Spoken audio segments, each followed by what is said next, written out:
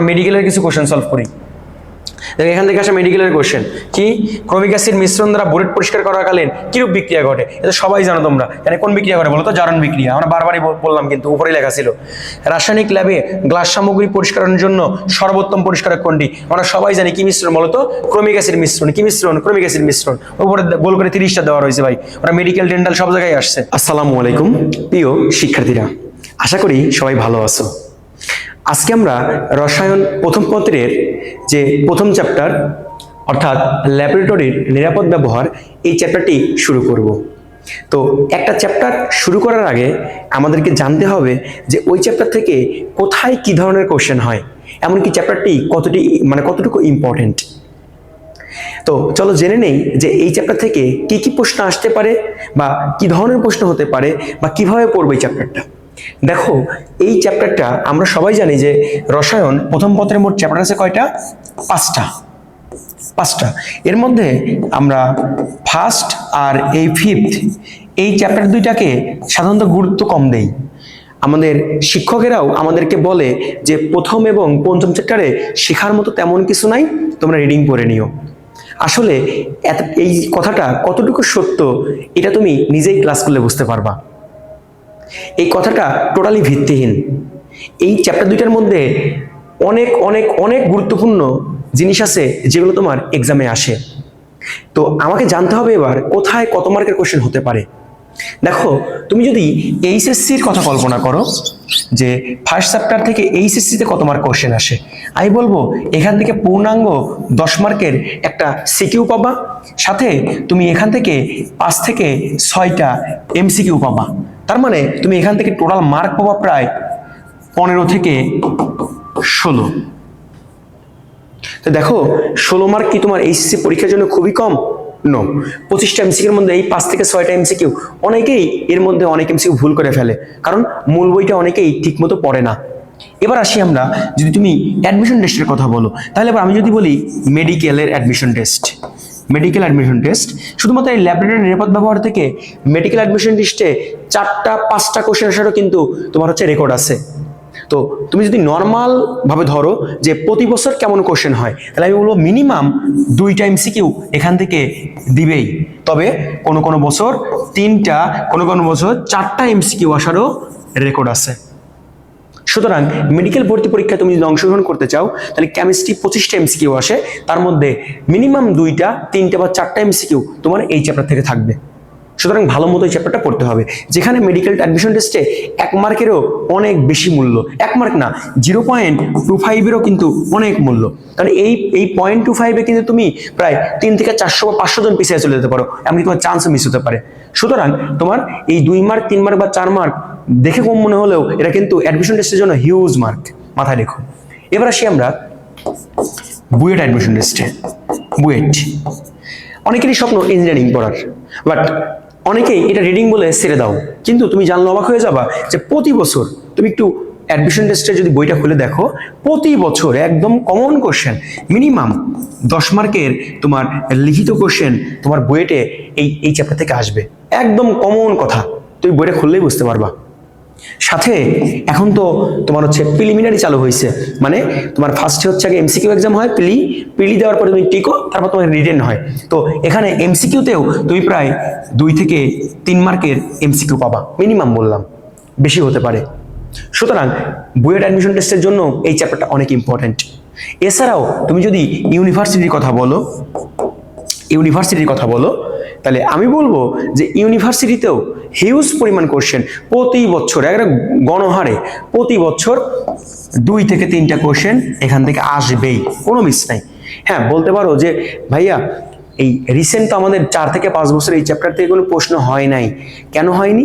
কারণ বিগত করোনার পর থেকে বিগত এই 5 বছরের মতো সময় জুড়ে এই চ্যাপ্টারটি শর্ট সিলেবাসের অন্তর্ভুক্ত ছিল না, তাই অনেকেই এটা স্কিপ করছে বা কোনো অসুবিধা হয় নাই। কিন্তু এখন তোমাকে পড়তে হবে। বাট মেডিকেলে কিন্তু নিয়মিত কোশ্চেন আসছে। কেন? কারণ মেডিকেলে কিন্তু ফুল সিলেবাস ছিল। এমনকি কোনো কোনো ইউনিভার্সিটিতেও কিন্তু ফুল সিলেবাস থাকার কারণে কোনো কোনো ইউনিভার্সিটিতেও এখান থেকে কিন্তু কোশ্চেন আসছে। তাই আমি বলবো এই চ্যাপ্টারটি অনেক অনেক ইম্পর্টেন্ট। তুমি খুব সুন্দর মতো এই চ্যাপ্টারটা গোছায় পড়বা। আর আমি এই চ্যাপ্টারটার খণ্ড খণ্ড করে, দেখো আমি তোমাকে 3টা বইয়ের সমন্বয়ে পড়াবো। এই যে দেখো আমার হাতে তুমি দেখতে পাচ্ছ গুহ স্যারের বই, এটা কি গুহ স্যারের বই। এরপরে তুমি আমার হাতে দেখতে পাচ্ছ তুমি লিঙ্কন স্যারের বই, লিঙ্কন স্যারের বই। এছাড়াও তুমি আমার হাতে দেখতে পাচ্ছ হাজারিন স্যারের বই। আরও একটা বইয়ের হেল্প নিয়েছি, সেটা হলো কবির স্যারের বই। সুতরাং আমরা মোট 4টা বইয়ের সমন্বয় এবং বিভিন্ন অ্যাডমিশন বইয়ের সমন্বয়ে তোমাদেরকে এই সুন্দর এই অধ্যায়টা আমরা লেকচারটা সাজিয়েছি। আমি টোটালি মূল বই পড়াবো, মূল বইয়ের বাইরে কোনো কিছু হবে না। মূল বইয়ের বাইরে একটাই, যতগুলো জায়গার নাম লিখলাম এইচএসসি থেকে শুরু করে অ্যাডমিশন টেস্টের, কোথাও কিন্তু মূল বইয়ের বাইরে প্রশ্ন হয় না। তার প্রমাণ আমরা ক্লাসটা করার পরেই বুঝতে পারবো। যেহেতু আমাদের প্রথম ক্লাস, তাই আমি তোমাকে এই জিনিসগুলো একটু বললাম। তো আমরা আর কথা না বাড়িয়ে আমরা ক্লাসটা কিন্তু এখন শুরু করতে পারি। তবে একটা কথা বলে রাখি, আমরা পড়বো কিন্তু মূল বই ধরে হাজারিন স্যারের বইটা, আর অন্যান্য লেখকের যে এক্সট্রা ইনফরমেশনগুলো আছে সেগুলো আমি তোমাদের এই বইয়ের মধ্যেই দিয়ে দিয়েছি, লিখে লিখে, হাতে লিখে। একটু পরে তুমি দেখতে পাবা সেটা। এমনকি আমি টোটাল বইটা সুন্দর করে মার্ক করে দিয়েছি কোন কোন লাইন পড়তে হবে আর কোনটা কোনটা পড়তে হবে না। কারণ এত মোটা বই তুমি পড়ে তো সম্পূর্ণ মনে রাখতে পারবা না। যেগুলো থেকে আমাদের কোশ্চেন হচ্ছে আমরা শুধু সেগুলোই ভালো মতো পড়বো। তো চলো আমরা দেরি না করে শুরু করি। দেখো, ল্যাবরেটরির নিরাপদ ব্যবহার, এই চ্যাপ্টারটাতে আমাদের কি পড়তে হবে? নাম্বার 1, তুমি একজন স্টুডেন্ট হিসেবে যখন কেমিস্ট্রি ল্যাবরেটরিতে প্রবেশ করবা, ওই ল্যাবরেটরিতে প্রবেশ করার পরে তোমার নিজের সুরক্ষা সবার আগে দরকার। এমনকি শুধু কি নিজের সুরক্ষা রক্ষা করলে হবে না, তোমার তার পাশাপাশি তোমার পাশে যারা সহকর্মীরা থাকবে বা তোমার পাশাপাশি তোমার বন্ধু বান্ধবীরা থাকবে, এদেরও কি বলতো নিরাপত্তা তোমাকে নিশ্চিত করতে হবে।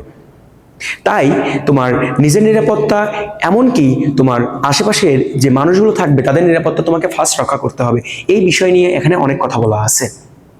নাম্বার 2, তুমি একটা ল্যাবে গিয়ে এই যে কেমিস্ট্রির যন্ত্রগুলো বা কেমিস্ট্রির যে তোমার কাছের যে জিনিসগুলো আছে, পরিমাপক যন্ত্রগুলো বা কোনো কিছু রাখার যন্ত্রগুলো, এইগুলো তুমি কিভাবে ব্যবহার করবা, এই সিস্টেমটা তোমাকে জানতে হবে। এমনকি কোনো একটা কেমিক্যাল পরিমাপ করার জন্য কোন রাসায়নিক নিক্তি অর্থাৎ তোমার পরিমাপক যন্ত্র কিভাবে ব্যবহার করতে হবে তা এই অধ্যায়ে আলোচনা করা আছে। কোন কেমিক্যালটা কিরকম ক্ষতিকারক, কোন কেমিক্যালটা ভালো, কোন কেমিক্যালটা মন্দ, কোন কেমিক্যালটা তোমার ক্ষতি করতে পারে, কোনটা থেকে গ্যাস উৎপন্ন হতে পারে, এই বিষয়গুলো এই অধ্যায়ে আলোচনা করা আছে। এমনকি ল্যাবে যদি কখনো আগুন লেগে যায় বা ত্বকে তোমার কখনো অ্যাসিড পড়ে বা ক্ষার পড়ে, তখন তোমার করণীয় কি হবে এই চ্যাপ্টারে আলোচনা করা আছে। ল্যাবে কি পরিমাণ কেমিক্যাল ব্যবহার করবা, কোন পদ্ধতি অবলম্বন করবা, সম্পূর্ণ জিনিস এই চ্যাপ্টারে আছে। চ্যাপ্টারটা খুবই ইন্টারেস্টিং। তুমি যদি একটু মনোযোগ সহকারে ক্লাস করো, তুমি দেখবা যে প্রতিটা প্রশ্ন তুমি নিজে নিজে অ্যান্সার করতে পারতেছো। তো চলো শুরু করি। দেখো, ল্যাবের নিরাপদ ব্যবহার, এই ফার্স্টে ভূমিকাটা আছে, তোমার কাজ হবে এই ভূমিকাটা জাস্ট একবার রিডিং করে নেওয়া। এর মধ্যে কোনো ইম্পর্টেন্ট কোনো ইনফরমেশন নাই যেটা তোমার পরীক্ষা আসবে, তাই আমরা এটা স্কিপ করলাম। এটা তুমি জাস্ট একবার রিডিং করে নিবা। এখানে দেখো ছবি দেওয়া আছে, কিছু মানুষ ল্যাবে কাজ করছে, উভয় পাশেই মাঝখানে ডেস্ক, এখানে কেমিস্ট্রির বিভিন্ন যন্ত্রপাতি দেওয়া, এগুলো নিয়ে কাজ করছে। এখানে কিছু জিনিসপত্র আঁকানো, তুমি জাস্ট একবার দেখবা। এখানে দেওয়া আছে যে অধ্যায় শেষে আমরা কি কি জানবো, এই জিনিসগুলো অলরেডি আমি বলে ফেলেছি, যে ল্যাবরেটরিতে তোমার কি কি ব্যবহার করতে হবে, কিভাবে ব্যবহার করতে হবে, সম্পূর্ণ জিনিস এখানে দেওয়া আছে। তুমি রিডিং মারবা, এগুলো সবগুলো আবার রিডিং করবা। আমাদের অধ্যায় শুরু কোথা থেকে? আমাদের অধ্যায় শুরু হলো 1.1, এক কথা ল্যাবরেটরির তোমার হচ্ছে ব্যবহার বিধি, পোশাক, নিরাপদ গ্লাস, মাস্ক ও হ্যান্ড গ্লাভস। তো এখানে একটা জিনিস দেখো, অধ্যায় শুরুর আগেই একটা গুরুত্বপূর্ণ ইনফরমেশন, সেটা হলো material safety data sheet, MSDS, এটার সংক্ষিপ্ত রূপ। MSDS এর পূর্ণরূপটা আমাদের বোর্ড এক্সামে আসছে, এমনকি তুমি শুনলে অবাক হয়ে যাবা, এটি বুয়েট ভর্তি পরীক্ষারও একটা কোশ্চেন। তাই আমি বলবো যে তুমি এই তথ্যটা অবশ্যই মুখস্থ রাখবা। MSDS এর পূর্ণরূপটা ম্যাটেরিয়াল সেফটি ডাটা শিট। কি বলছি বলতো? Material safety data sheet. এই তথ্যটা নিয়ে আমরা বইয়ের ভেতরে গেলে বিস্তারিত আলোচনা করব। তুমি এখান থেকে জাস্ট একটু মনে রাখো, হ্যাঁ? এটা কিন্তু পরীক্ষায় আসছে, বোর্ড পরীক্ষাতেও আসছে, এমনকি এটা কিন্তু অ্যাডমিশন টেস্টেও আসছে। অধ্যায় কখন শুরুই হয় নাই আমাদের, বাট কোশ্চেনটা শুরু হয়ে গেল। দেখছো, তুমি বইটা যখন পড়বা তখন বইয়ের পাশে লিখে রাখবা এভাবে, যে বুয়েট এবং বোর্ড, বা তুমি এইচএসসি লিখে রাখতে পারো, হ্যাঁ? কারণ পড়ার সময় মার্ক করে পড়লে ওই জিনিসগুলো দেখো প্রশ্ন কিন্তু বিগত বছরের প্রশ্ন অনেক রিপিট হয়। তাই তুমি যদি মার্ক করে করে পড়ো, তুমি দেখবা বিগত বছরের প্রশ্ন হুবহু তোমার কি বলতো, বা একটু মানটা ঘুরায় তোমার বোর্ড এক্সাম বা তোমার হচ্ছে অ্যাডমিশন টেস্টে কমন চলে আসবে। এই মূল বইয়ের বাইরে কোনো কোশ্চেন আসবে না। তো চলো আমরা শুরু করি অধ্যায়টা। এবার কি বলছে? ল্যাবরেটরির ব্যবহার বিধি। ফার্স্টে আমাদের পোশাকের কথা বলা আছে, 1 নাম্বার দেওয়া অ্যাপ্রন। তো চলো আমরা শুরু করি এখান থেকে, অ্যাপ্রন থেকে। দেখো, তোমরা অ্যাপ্রন তো সবাই চিনো, তাই না? ডাক্তার যারা, এই ডাক্তাররা কিন্তু তোমার হচ্ছে যখন হাসপাতালে ডিউটি দিতে যায় বা ক্লাসে যায়, তারা কিন্তু কি করে বলতো, অ্যাপ্রন পরে। এখন এই যে অ্যাপ্রনগুলো পরে, এই অ্যাপ্রন তারা মেডিকেল সেক্টরে ভর্তিছে, তাই না? সেম একই ধরনের প্রায় তোমার অ্যাপ্রনগুলো কেমিস্ট্রি ল্যাবরেটরিতে ব্যবহার করা হয়। এখন কেমিস্ট্রিতে যে অ্যাপ্রনগুলো ব্যবহার করা হয় ল্যাবে, সেই অ্যাপ্রনগুলো ওই ডাক্তারদের মতো প্রয়োজনে না। এখানে কেমিস্ট্রিতে ব্যবহার করার মূল কারণটা হলো, তুমি যখন কেমিক্যাল নিয়ে কাজ করবা, রাসায়নিক পদার্থ নিয়ে কাজ করবা, ওই কেমিক্যালটা যেন ছিটকে তোমার নিজের পোশাকে এসে না পড়ে, অ্যাপ্রনের উপর পড়ুক, সমস্যা নেই। ধরো আমি এই টি শার্টটা পরে আসি, এই টি শার্টটা ধরো এটার একটা নির্দিষ্ট প্রাইস আছে, ধরো এই টি শার্টটা নতুন। তো তুমি যখন কেমিক্যালে মানে কাজ করা শুরু করবা, তখন অ্যাসিড বা ক্ষার এসে তোমার যদি এই টি শার্টের উপর পড়ে, তুমি দেখবা পরের দিন দেখবা ওটা ফোটা হয়ে গেছে বা নষ্ট হয়ে গেছে। তো তুমি একটা টাকা দিয়ে একটা সুন্দর টি শার্ট কিনছো, সেটা যদি নষ্ট হয়ে যায়, তাহলে সেটা কি তোমার জন্য কষ্টদায়ক হবে না? তাহলে তোমার নিজের পোশাকটাকে রক্ষা করার জন্য তুমি কি অ্যাপ্রন পরবা, এক নম্বর কারণ। দুই নম্বর কারণ হচ্ছে তোমার স্কিনের উপর যদি অ্যাসিড পড়ে, অবশ্যই সেখানে পুড়ে যাবে। তাই নিজের স্কিনকে, নিজের বডিটাকে রক্ষা করার জন্য তোমাকে কি করতে হবে, তোমাকে অ্যাপ্রন পরতে হবে। এবার আসি আমরা যে এই অ্যাপ্রনটা যে আমরা পরবো, এই অ্যাপ্রনটা পরার কারণটা বুঝতে পারলাম যে আমার নিজেকে রক্ষা করার জন্য, আমার স্কিনকে রক্ষা করার জন্য, আমার পোশাককে রক্ষা করার জন্য। কিন্তু কি রঙের অ্যাপ্রন পরবো, বা কি দিয়ে তৈরিকৃত অ্যাপ্রন পরবো, বা কেমন সাইজের অ্যাপ্রন পরবো, আমরা ঢিলে ঢিলে অ্যাপ্রন পরবো নাকি টাইট অ্যাপ্রন পরবো? মনে রাখবা কয়েকটা কথা, এই কথাগুলো মনে রাখলে এখান থেকে কিন্তু খ মার্কের প্রশ্ন হয়েছে, আমরা অ্যান্সার করতে পারবো। প্রথম কথা মনে রাখবা, অ্যাপ্রনের বাংলা হচ্ছে ল্যাব কোট। কি কোট? Lab coat. অ্যাপ্রনের বাংলা কি? Lab coat. এখন এই যে অ্যাপ্রনটা, এই অ্যাপ্রনটার নাম্বার 1 হতে হবে সাদা রঙের। কি রঙের? সাদা রঙের। কেন? কারণ যে এই ল্যাবরেটরিগুলোতে সাধারণত ফ্যান ব্যবহার করা হয় না। কেন ফ্যান ব্যবহার করা হয় না? কারণ ল্যাবের ভেতরে তোমার সবসময় ক্রিয়া বিক্রিয়া ঘটানোর জন্য তোমার বুনসেন বার্নার চালানো হয়। বুনসেন বার্নার কি? তোমরা যাকে বাতি বলো, ল্যাম্প। এই ল্যাম্প জ্বালানো হয়। এই বাতি যখন জ্বালানো হয়, তখন উপরে ফ্যান চললে তো বাতির আগুনটা তো শিখাটাকে নিভে যাবে। এই জন্য ল্যাবে সাধারণত ফ্যান অফ রাখা হয়। আধুনিক ল্যাবগুলো তো বর্তমানে এসি ইউজ করে, কারণ ওখানে হিট প্লেট ইউজ করা হয়। বুঝছো? হিট প্লেট ইউজ করা মানে ওখানে আগুন জ্বলে না, হিট প্লেটের উপরে তুমি কোনো কিছু রাখলে গরম হয়, এই জন্য নাম দিয়েছে হিট প্লেট। বুঝছো? যাই হোক, তো তোমাদের কলেজগুলোতে সাধারণত হিট প্লেট ইউজ না করে এই ল্যাম্পগুলো ইউজ করে। তাই ল্যাবে কোনো ফ্যান থাকে না, আর ল্যাবে ফ্যান না থাকলে প্রচন্ড গরম লাগবে। এই জন্য তোমাকে ব্যবহার করতে হবে সাদা রঙের অ্যাপ্রন। কেন সাদা রঙের অ্যাপ্রন পরবো? কাপড় কি দুনিয়ায় কম পড়ছে? আমার সাদা রঙ ব্যবহার করতে হবে। মনে রাখবা, সাদা রঙ হচ্ছে তাপ শক্তি বিকিরণের সহায়ক। তোমরা সবাই জানো ব্ল্যাক কালার যেগুলা, সেগুলো কিন্তু মানে আলোক শক্তিটাকে, আরো তাপ শক্তিকে গ্রহণ করে কিন্তু। আর যারা হোয়াইট কালার, এরা কিন্তু আর তাপ শক্তিকে কি করে বলতো, বিকিরণ করে। যার ফলে তোমার বডিতে উৎপন্ন তাপ বা বাইরের তাপগুলো সে আরো বাইরে বের করার জন্য কি করে বলতো, সহায়তা করবে। তাই ল্যাবে অবশ্যই সাদা রঙের কি বলতো, অ্যাপ্রন ব্যবহার করতে হবে। আর একটা কারণ কি জানো, যে সাদা রঙের যে অ্যাপ্রনটা ব্যবহার করবা, এটা পলিস্টার কাপড় হতে হবে নাকি এটা সুতি কাপড় হতে হবে? অবশ্যই সুতি কাপড়। দুইটা কারণ। এক নাম্বার, সুতি কাপড় কিন্তু পরে আরামদায়ক। আর নাম্বার 2, যদি কখনো ভুলবশত তোমার অ্যাপ্রনে আগুন লেগে যায়, কারণ ল্যাবে কিন্তু কাজই করতে হয় আগুন নিয়ে, ওই যে হিট দিতে হয়, যে যদি ল্যাবে আগুন লেগে যায়, দেখবা সুতি কাপড় কিন্তু আগুন লাগলে তুমি টান দিলে কিন্তু নিভে যাবে। বাট পলিস্টার জাতীয় যে কাপড়গুলো আছে, যেমন এই যে মেয়েরা যে বোরকাগুলা পরে, বা এই যে বিভিন্ন তোমার এই যে নেট জাতীয় যে কাপড়গুলা, এই কাপড়গুলা কিন্তু গললে মানে আগুন ধরাই দিলে কিন্তু ফোটায় ফোটায়, কলম পরালে যেমন ফোটায় ফোটায় গলে গলে পড়ে মোমের মতো, ওরকম মোমের মতো গলে গলে পড়বে। তো তোমার অ্যাপ্রন যদি এরকম পলিস্টার কাপড়ের হয়, তাহলে তোমার যদি কখনো আগুন লাগে অ্যাপ্রনে, তোমার আরো ওটা গলে গলে তোমার বডিতে পড়ে আরো ক্ষত তৈরি করবে। তাই ল্যাবে সুতি কাপড় ইউজ করতে হবে, পলিস্টার অ্যাপ্রন ইউজ করা যাবে না। তাহলে আমরা দুইটা কথা শিখলাম। নাম্বার 1, আমরা সাদা রঙের অ্যাপ্রন ব্যবহার করব। নাম্বার 2, আমরা সুতি কাপড়ের অ্যাপ্রন ব্যবহার করব। এর কারণটা আমি অলরেডি বলে দিয়েছি। এবার নাম্বার 3, আরেকটা মানে জিনিস তোমাকে মাথায় রাখতে হবে, সেটা হলো অ্যাপ্রন যেন কখনোই ফুল হাতা না হয়। অ্যাপ্রন ফুল হাতা না হয় কি করতে হবে, হয় হাফ হাতা বানাবা অথবা 3/4 হাতা। দেখো এই যে মেয়েরা 3 পিস বানায় না, এই 3 পিস বানানোর সময় কিন্তু এনারা কিন্তু হাতা এই পর্যন্ত দেয়, ওটাকে বলা হয় 3/4 হাতা, অর্থাৎ 3/4 যে হাতাগুলা, ফুল হাতাও না হাফ হাতাও না, এই পর্যন্ত। তো মাথায় রাখবা, তোমার অ্যাপ্রনের হাতাটা যেন অবশ্যই হাফ হাতা বা 3/4 হয়। এতে উপকারটা কি? উপকারটা হলো, তুমি যখন কোনো কিছুকে আগুনের শিখায় তাপ দিবা, ধরো যে তোমার বুনসেন বার্নার, এর মাথায় আগুন জ্বলতেছে, তুমি এই টেস্ট টিউবটা মানে তাপ দিচ্ছ, ধরো এটা একটা টেস্ট টিউব, তুমি এখানে তাপ দিচ্ছ। এখন তোমার হাতা যদি ফুল হাতা হয়, তাহলে অনেক সময় ভুলবশত তুমি অন্য মনস্ক হইছো, এই কাপড়টা গিয়ে ওই আগুনের শেখে লেগে কিন্তু হাতায় আগুন ধরে যেতে পারে। অথবা তুমি যখন হাতাটা এরকম একটু নিচের দিকে থাকবে, সামনের দিকে, তুমি যখন কেমিক্যাল নাড়বা তখন কিন্তু ওই কেমিক্যাল তোমার ওই অ্যাপ্রনের সাথে লেগে যেতে পারে।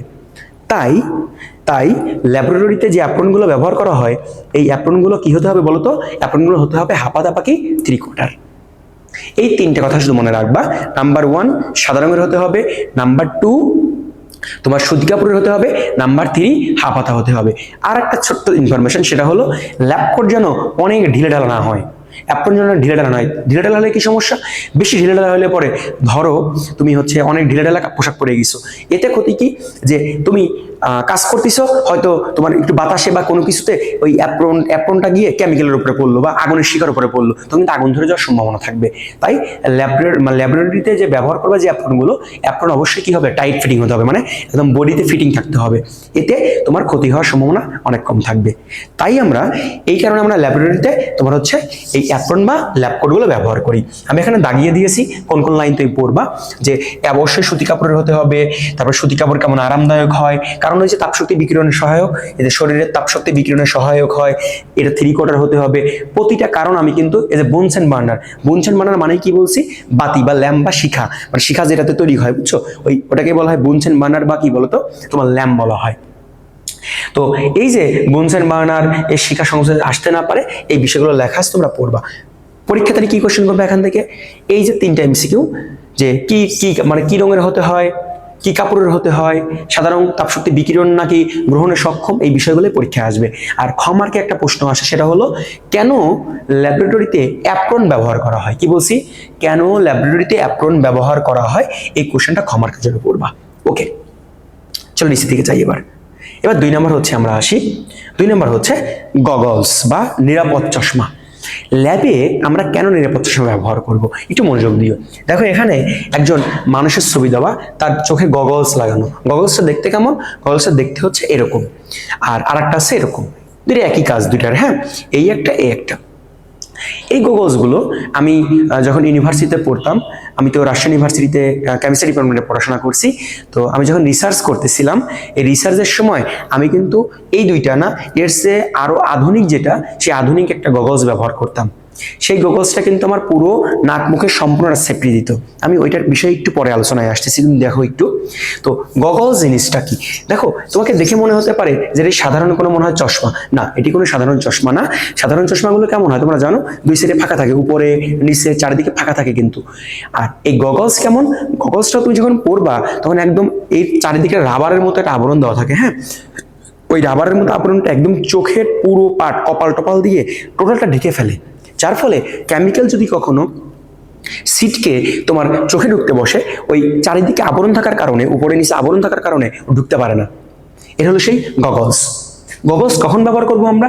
যখন কোনো কেমিক্যাল ক্ষতিকর হবে বা সহজে উদাই, সহজে বাষ্প আকারে এসে তোমার চোখের মধ্যে ঢুকে পড়তে মানে বসছে, এরকম ক্ষেত্রে আমরা ব্যবহার করবো নিরাপদ চশমা বা গগলস। এই তথ্যটি আসছিল কোথাও জানো? মেডিকেল ভর্তি পরীক্ষা আসছিল। এই ইনফরমেশন মেডিকেলে কিভাবে আসছিল তখন একটু বলি। শুধু মেডিকেল না, এটা এইচএসসি পরীক্ষায় আসছে। দেখো, যে যখন ক্ষতিকর এবং সহজে উদায়ী মানে সহজে বাষ্পীভূত হতে পারে এরকম রাসায়নিক পদার্থ আমরা পরীক্ষাগারে যখন ব্যবহার করব, মানে নিয়ে কাজ করব, তখন ভাই আমরা এই নিরাপদ চশমা বা গগলস ব্যবহার করব। এটা মেডিকেল ভর্তি পরীক্ষায় আসছে, এটি বোর্ড পরীক্ষাতেও আসছে, এইচএসসি পরীক্ষায়। এই লাইনটা খুবই ইম্পর্টেন্ট, এটা একটু সুন্দর করে পড়ে ফেলা দিবা, হ্যাঁ, এটুকু পড়ে ফেলা দিবা যে কখন আমরা নিরাপদ চশমা গগলস ব্যবহার করবো। মনে রাখবো, যখন ওই কেমিক্যালটা ক্ষতিকর হবে, এমনকি সহজে কি হবে বলতো? উদায়ী হবে, সহজে উড়ে এসে বা বাষ্পীভূত হয়ে এসে আমার চোখে লাগতে পারে, চোখের ক্ষতি করতে পারে, এরকম ক্ষেত্রে আমরা নিরাপদ চশমা বা গগলস ব্যবহার করব। এই নিরাপদ চশমার আরেকটার নাম হচ্ছে সেফটি গ্লাস। কি গ্লাস? Safety glass. আর বাকিটুকু মাঝখানে রিডিং করবা তুমি, আমি কথাগুলো বলে দিয়েছি অলরেডি। তো অন্য লেখকের বইয়ে কিছু ইনফরমেশন দেওয়া আছে, চলো সেই ইনফরমেশন আমরা শিখে ফেলি। কি বলছে? যে দেখো এখানে, যে এই যে আমরা নিরাপদ চশমার কথা বলতেছি, এই গগলস সাধারণত 2 ধরনের হয়। একটা সাধারণ গগলস, আর একটা হচ্ছে তোমার হচ্ছে রাসায়নিক, তোমার হচ্ছে স্প্লাশ গগলস। এই গগলসটার কাজ কি আর সাধারণ গগলসটার কাজ কি? মনে রাখবা, আমাদের এই যে বইয়ে যে চিত্রটা দেওয়া আছে, এগুলো হলো সাধারণ গগলস। এগুলো হলো সাধারণ গগলস। এই সাধারণ গগলস শুধুমাত্র আমাদের চোখটাকে সেফটি দেয়। এই নিরাপদ চশমা বা সাধারণ গগলসগুলো জাস্ট চোখটাকে সেফটি দেয়। বাট এই যে নিচের দিকে আমি যে গগলসটা তোমাদের অন্য লেখকের বই থেকে লিখে রেখেছি, এই গগলসটা শুধুমাত্র আমার চোখকে না, চোখ, নাক, মুখ এই টোটাল অংশটাকেই ঢেকে ফেলে। ফলে এই টোটাল অংশটা, মুখমণ্ডলের অধিকাংশ পার্টটুকুই তুমি এই গগলস দিয়ে সেফটিটা পাবা। তাই এই ল্যাবরেটরিতে যখন তুমি চোখ এবং মুখ উভয়টারই সেফটি চাচ্ছ, তখন ব্যবহার করবা এইটা। আর যদি তুমি শুধুমাত্র চোখের সেফটি চাও, তাহলে ব্যবহার করবা এইটা। এই দুই ধরনের। এবার আর একটা ইনফরমেশন, কন্ট্যাক্ট লেন্স ল্যাবে ব্যবহার করা উচিত না। তোমরা সবাই জানো যে আমাদের চোখের ভিতরে যে কালো অংশটা আছে, ওর একটা পার্ট হলো কর্নিয়া, তাই না? ওই কর্নিয়া যে পার্টটা আছে, ওই কর্নিয়ার উপরে সাধারণত লেন্স ইউজ করা হয় অনেক সময়, বুঝছো? কি লেন্স? Contact lens. এই কন্ট্যাক্ট লেন্স ল্যাবে খবরদার পরে যাওয়া উচিত না। কেন? কারণ অনেক সময় বাষ্পীভূত কোনো কেমিক্যাল তোমার ওই কন্ট্যাক্ট লেন্সের উপরে মানে গিয়ে পড়ে বা কন্ট্যাক্ট লেন্সের নিচে ঢুকে গিয়ে তোমার চোখের ক্ষতি করতে পারে। তাই ল্যাবে তোমার কখনোই কন্ট্যাক্ট লেন্স ব্যবহার করা উচিত হবে না। কথাটা একটু মাথায় রেখো। এগুলো কিন্তু অ্যাডমিশন টেস্টের কোশ্চেন, এগুলো কিন্তু পরীক্ষা আসবে, মাথায় রেখো। তাহলে এই বই দেওয়া নেই। হ্যাঁ, 3 নম্বর চলে আসি আমরা, হ্যান্ড গ্লোভস। তোমরা করোনার মধ্যে থেকে কিন্তু সবাই জানো যে আমরা হাতে হ্যান্ড গ্লোভস ব্যবহার করি, তাই না? এই হ্যান্ড গ্লোভসগুলো বিভিন্ন রকমের হয়ে থাকে। আজকে আমরা বিস্তারিত হ্যান্ড গ্লোভস সম্পর্কে জানবো। চলো শুরুতেই দেখা যাক কি বলছি আমরা, যে ক্ষতিকারক এবং বিষাক্ত রাসায়নিক পদার্থর বোতল ধরার আগে হাতে হ্যান্ড গ্লোভস পরতে হবে। দেখো, যেগুলো ক্ষতিকারক বলতে তোমার হাতকে ক্ষয় করে ফেলতে পারে, বা তোমার হাতে তোমার লাগলে পরে হাতে জ্বালাপোড়া তৈরি করতে পারে, বা কিছু কেমিক্যাল আছে ক্যান্সার সৃষ্টিকারী, এই রকম কেমিক্যাল যেগুলো ক্ষতিকারক, এরকম কেমিক্যাল ধরার আগে বা বিষাক্ত কোনো কেমিক্যাল ধরার আগে তোমাকে অবশ্যই হাতে কি পরতে হবে বলতো? হ্যান্ড গ্লোভস পরতে হবে। এতে তোমার হাতে সরাসরি এই কেমিক্যাল লাগবে না, লাগলে হ্যান্ড গ্লোভসে লাগবে। আশা করি বুঝতে পারছো। এটা ভালো করে পড়বা। যে লাইনগুলো দাগাই দিছি আমি, এই লাইনগুলো খুব সুন্দর মতো পড়বা। আশা রাখি আমি বাংলাদেশের প্রতিটা কলেজে বা এইচএসসি এক্সামে এই দাগানো লাইনের বাইরে প্রশ্ন হওয়ার সম্ভাবনা খুবই কম। 90% প্লাস কোশ্চেন শুধু এই দাগানো লাইন থেকে আসবে ইনশাল্লাহ, এতটুকু আমি আশাবাদী। এমনকি অ্যাডমিশন টেস্টেও 90% প্লাস কোশ্চেন এখান থেকে এই দাগানো লাইনগুলো থেকেই আসবে। কথা বুঝতে পারছো? এই জন্য মনোযোগ দিয়ে যা করাবো এগুলো ভালো মতো করো।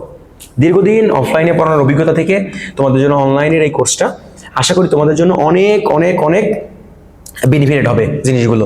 দেখো এবার এখানে কি বলছি, বাজারে কম দামে বিভিন্ন সিনথেটিক গ্লাভস পাওয়া যায়, যেমন জিটেক্স, লাটেক্স এবং vinyl hand gloves. Hand gloves বিভিন্ন রকমের হয়ে থাকে। এর মধ্যে আছে জিটেক্স আছে, ল্যাটেক্স গ্লাভস আছে, ভিনাইল হ্যান্ড গ্লাভস আছে। এগুলো এক একটা গ্লাভসের নাম আমরা নিচের দিকে পড়বো। এগুলা দেখো, এই যে গ্লাভসগুলা, এই সিনথেটিক জিটেক্স, লাটেক্স, এগুলোকে দেখো পচনশীল না। আচ্ছা, তোমাকে একটা প্রশ্ন করি, বলো তো, পলিথিন কি পচে মাটির নিচে? পচে না কিন্তু। তাহলে পলিথিন যেহেতু পচে না, তাহলে এগুলো কিন্তু দেখবা পলিথিনে আগুন ধরাই দিলে দাউ দাউ করে জ্বলে, অর্থাৎ অতিরিক্ত দাহ্য।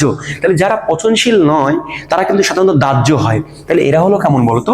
অধিক দাহ্য। মুখস্থ রাখবে না কোনো কিছু, এটা বুঝে পড়বা যে এগুলো যেহেতু পড়ে না পলিথিনের মতো, মানে মাটিতে তোমার হচ্ছে কি, মাটিতে তোমার যে পচে না, তাহলে যেগুলো মাটিতে পচে না সেগুলোতে আগুন ধরাই দিলে কিন্তু দাউ দাউ করে জ্বলে। সুতরাং এগুলো অধিক পরিমাণে কি বলতো? দাহ্য। এবার দেখো কি বলছে, যে তাই পরিবেশ বান্ধব পচনযোগ্য নাইট্রাইল গ্লাভস ব্যবহার করা উচিত। মনে রাখবা, নাইট্রাইল গ্লাভস হচ্ছে এটা পচনশীল নয়। আর এই নাইট্রাইল গ্লাভসটা মনে রাখবা, এরা পচনযোগ্য। এই পচনযোগ্য নাইট্রাইল ব্যবহার করা উচিত। এমনকি মনে রাখবা, এরা দাহ্যতার দিক দিয়েও কি বলতো? কম দাহ্য। যারা পচে যায় তারা কি? কম দাহ্য। সুতরাং আমাদেরকে পরিবেশ বান্ধব নাইট্রাইল গ্লাভস ব্যবহার করা লাগবে। এই কোশ্চেনটা খুবই খুবই খুবই ইম্পর্টেন্ট। আশা করি তোমরা এই পর্যন্ত ক্লিয়ার। এবার আমরা নাইট্রাইল গ্লাভস, মনে রাখবা নাইট্রাইল গ্লাভস হলো সংশ্লেষিত রাবার থেকে তৈরি। আর এই যে তোমার নাইট্রাইল গ্লাভসটা, এইটা সাধারণত একটি কোপলিমার দিয়ে তৈরি করা হয়। কোপলিমার এবং পলিমারের মধ্যে পার্থক্য কি? মনে রাখবা, দেখো লেখা আছে যে অ্যাক্রাইলোনাইট্রাইল অর্থাৎ এই যৌগটা এবং বিউটাডাইন এই যৌগটা এর কোপলিমার দিয়ে তৈরি। এখন তোমার মনের মধ্যে প্রশ্ন আসলো যে আমি তো শুধু পলিমার সম্পর্কে জানি, কোপলিমার জিনিসটা আবার কি? আজকের পর থেকে মনে রাখবা যে যদি মনে রাখবা লেখা থাকে পলিমার, তাহলে তোমার ব্রেনে চলে আসবে যে অনেকগুলো মনোমার একটার সাথে একটা যুক্ত হয়ে তৈরি করে কি? পলিমার। সেই মনোমারগুলো যদি একই ধরনের হয়, অর্থাৎ ধরো এ যোগ এ যোগ এ যোগ এ যোগ এ যোগ এ, দেখো তো এই অনেকগুলো এ যোগ হয়ে একটা পলিমার তৈরি করছে। ধরো প্রত্যেকটা এ হলো এক একটা মনোমার। তো প্রতিটি মনোমার যদি একই রকম হয়, তাহলে তাদের যোগফলের ফলে যে পলিমারটা গঠিত হয়, মানে যেটা গঠিত হয় সেটা হলো শুধু পলিমার। আর যদি তুমি কোপলিমারের কথা বলো, তাহলে মনে রাখবা, ধরো এ যোগ বি যোগ এ যোগ সি যোগ এ যোগ আবার ধরো বি। দেখো তো এইখানে কি একই ধরনের মনোমার আছে? না, এ এক ধরনের মনোমার, বি আর এক ধরনের মনোমার, সি আর এক ধরনের মনোমার। অর্থাৎ ভিন্ন ভিন্ন রকম মনোমার যখন যুক্ত হয়ে কোনো পলিমার তৈরি করে তখন সাধারণত সেটাকে বলা হয় কোপলিমার। তাহলে শুধু পলিমারটা হলো হোমোজেনি, মানে একটা হলো হোমো। হোমো মানে কি? একই, একই ধরনের থাকতে হবে, মানে মনোমারগুলো হলো একই হওয়া লাগবে, হোমো। আর যদি হেটারও হয়, মানে ভিন্ন ভিন্ন হয়, তাহলে সেটাকে আমরা কি বলবো বলো তো? কোপলিমার বলবো। তো এখানে দেখো কোপলিমার বলার কারণটা কি? এখানে দেখো অ্যাক্রাইলোনাইট্রাইল এবং বিউটাডাইন, দেখো দুইটা ভিন্ন ভিন্ন মনোমার পরস্পর যুক্ত হয়ে এই নাইট্রাইলের গ্লাভসের পলিমার তৈরি করছে, তাই এটার সাথে কি লেখা বলতো? কোপলিমার লেখা। তাহলে মনে রাখবো আজকের পর থেকে যে ভিন্ন ভিন্ন মনোমার হলে বলবো কোপলিমার, একই ধরনের হলে কি বলবো বলতো? শুধু পলিমার। আশা করি কনসেপ্টটা ক্লিয়ার হয়ে গেছে। ওকে, এবার প্রশ্ন আমাদের যে এখানে অ্যাক্রাইলোনাইট্রাইল কথাটা কেন আসলো? আমার তো যৌগ দেওয়া রয়েছে, এটা আমি তো নামকরণ, এটা তো অ্যাক্রাইলোনাইট্রাইল কখনো শুনিনি।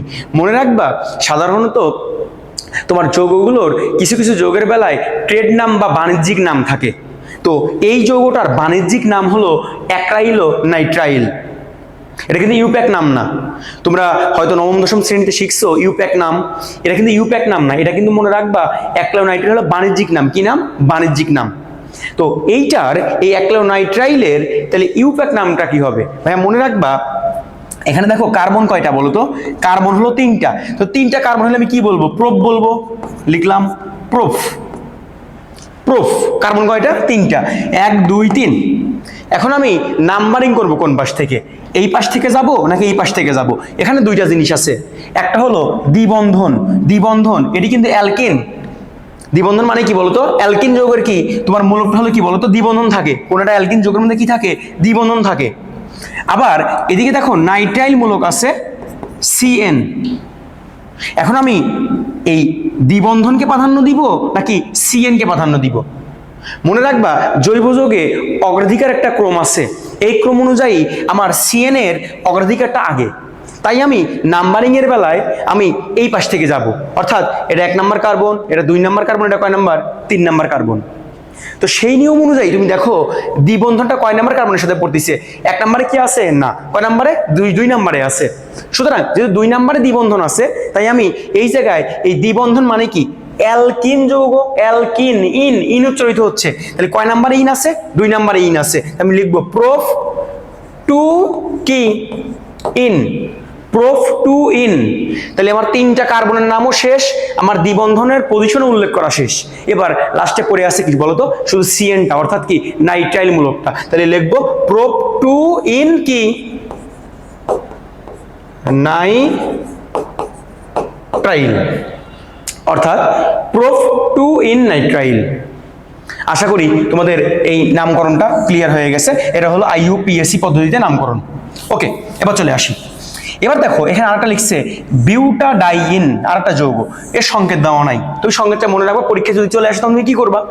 আবার এখানে কিন্তু এই অ্যাক্রাইলোনাইট্রাইল না লিখে কিন্তু পরীক্ষায় কিন্তু প্রোপ টু ইন নাইট্রাইলও লেখা থাকতে পারে। ভয়ের কোনো কারণ নাই, এটা না থাকলে এটা দিবা, একই জিনিস।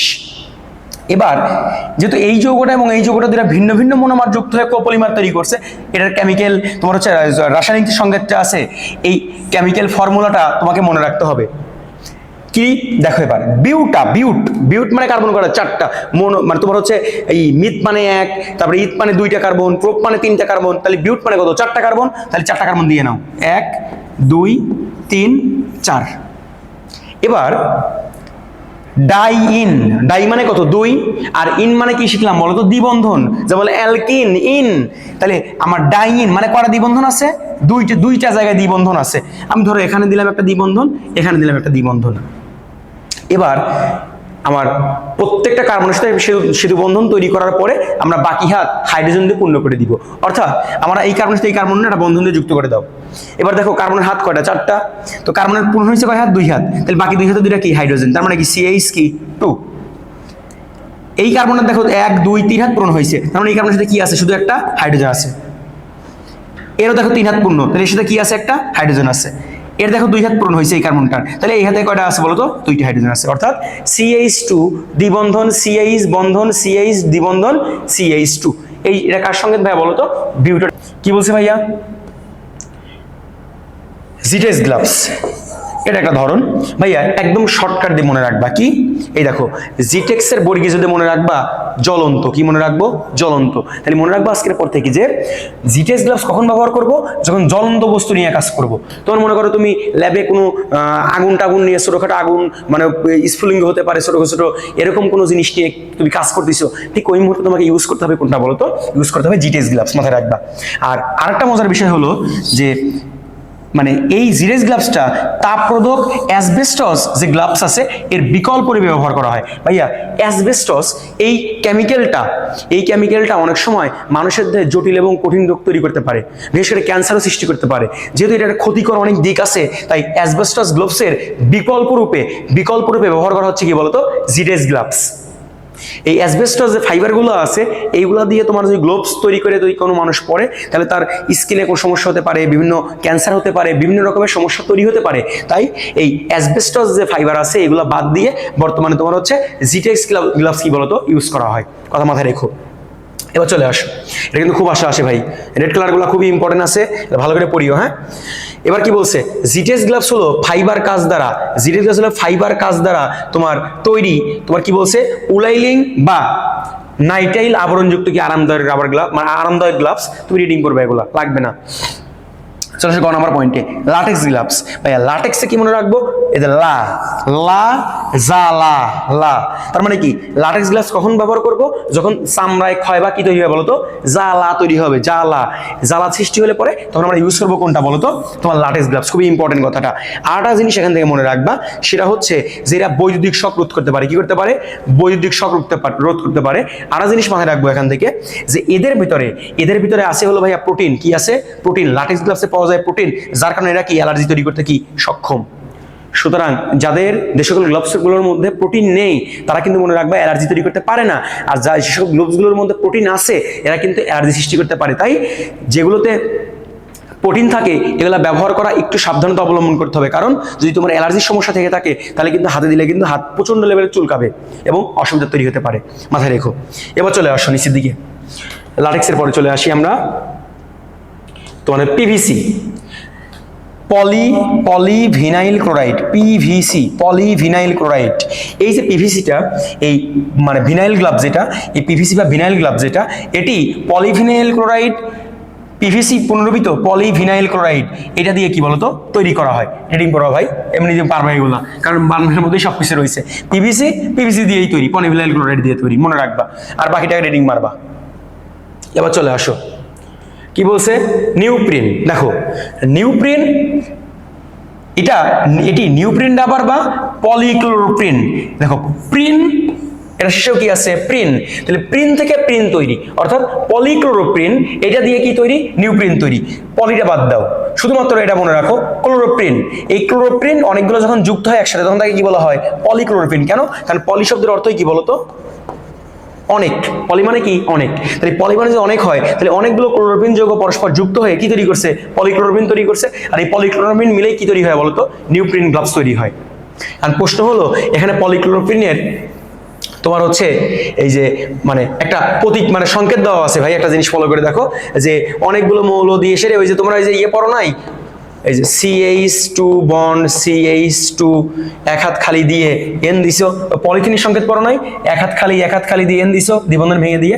এখানেও দেখো এই যে এক হাত খালি করে দিয়ে এন দিছে, তার মানে অনেকগুলো ক্লোরোফিল একসাথে যুক্ত হয়ে তৈরি করছে কি? পলিক্লোরোফিন।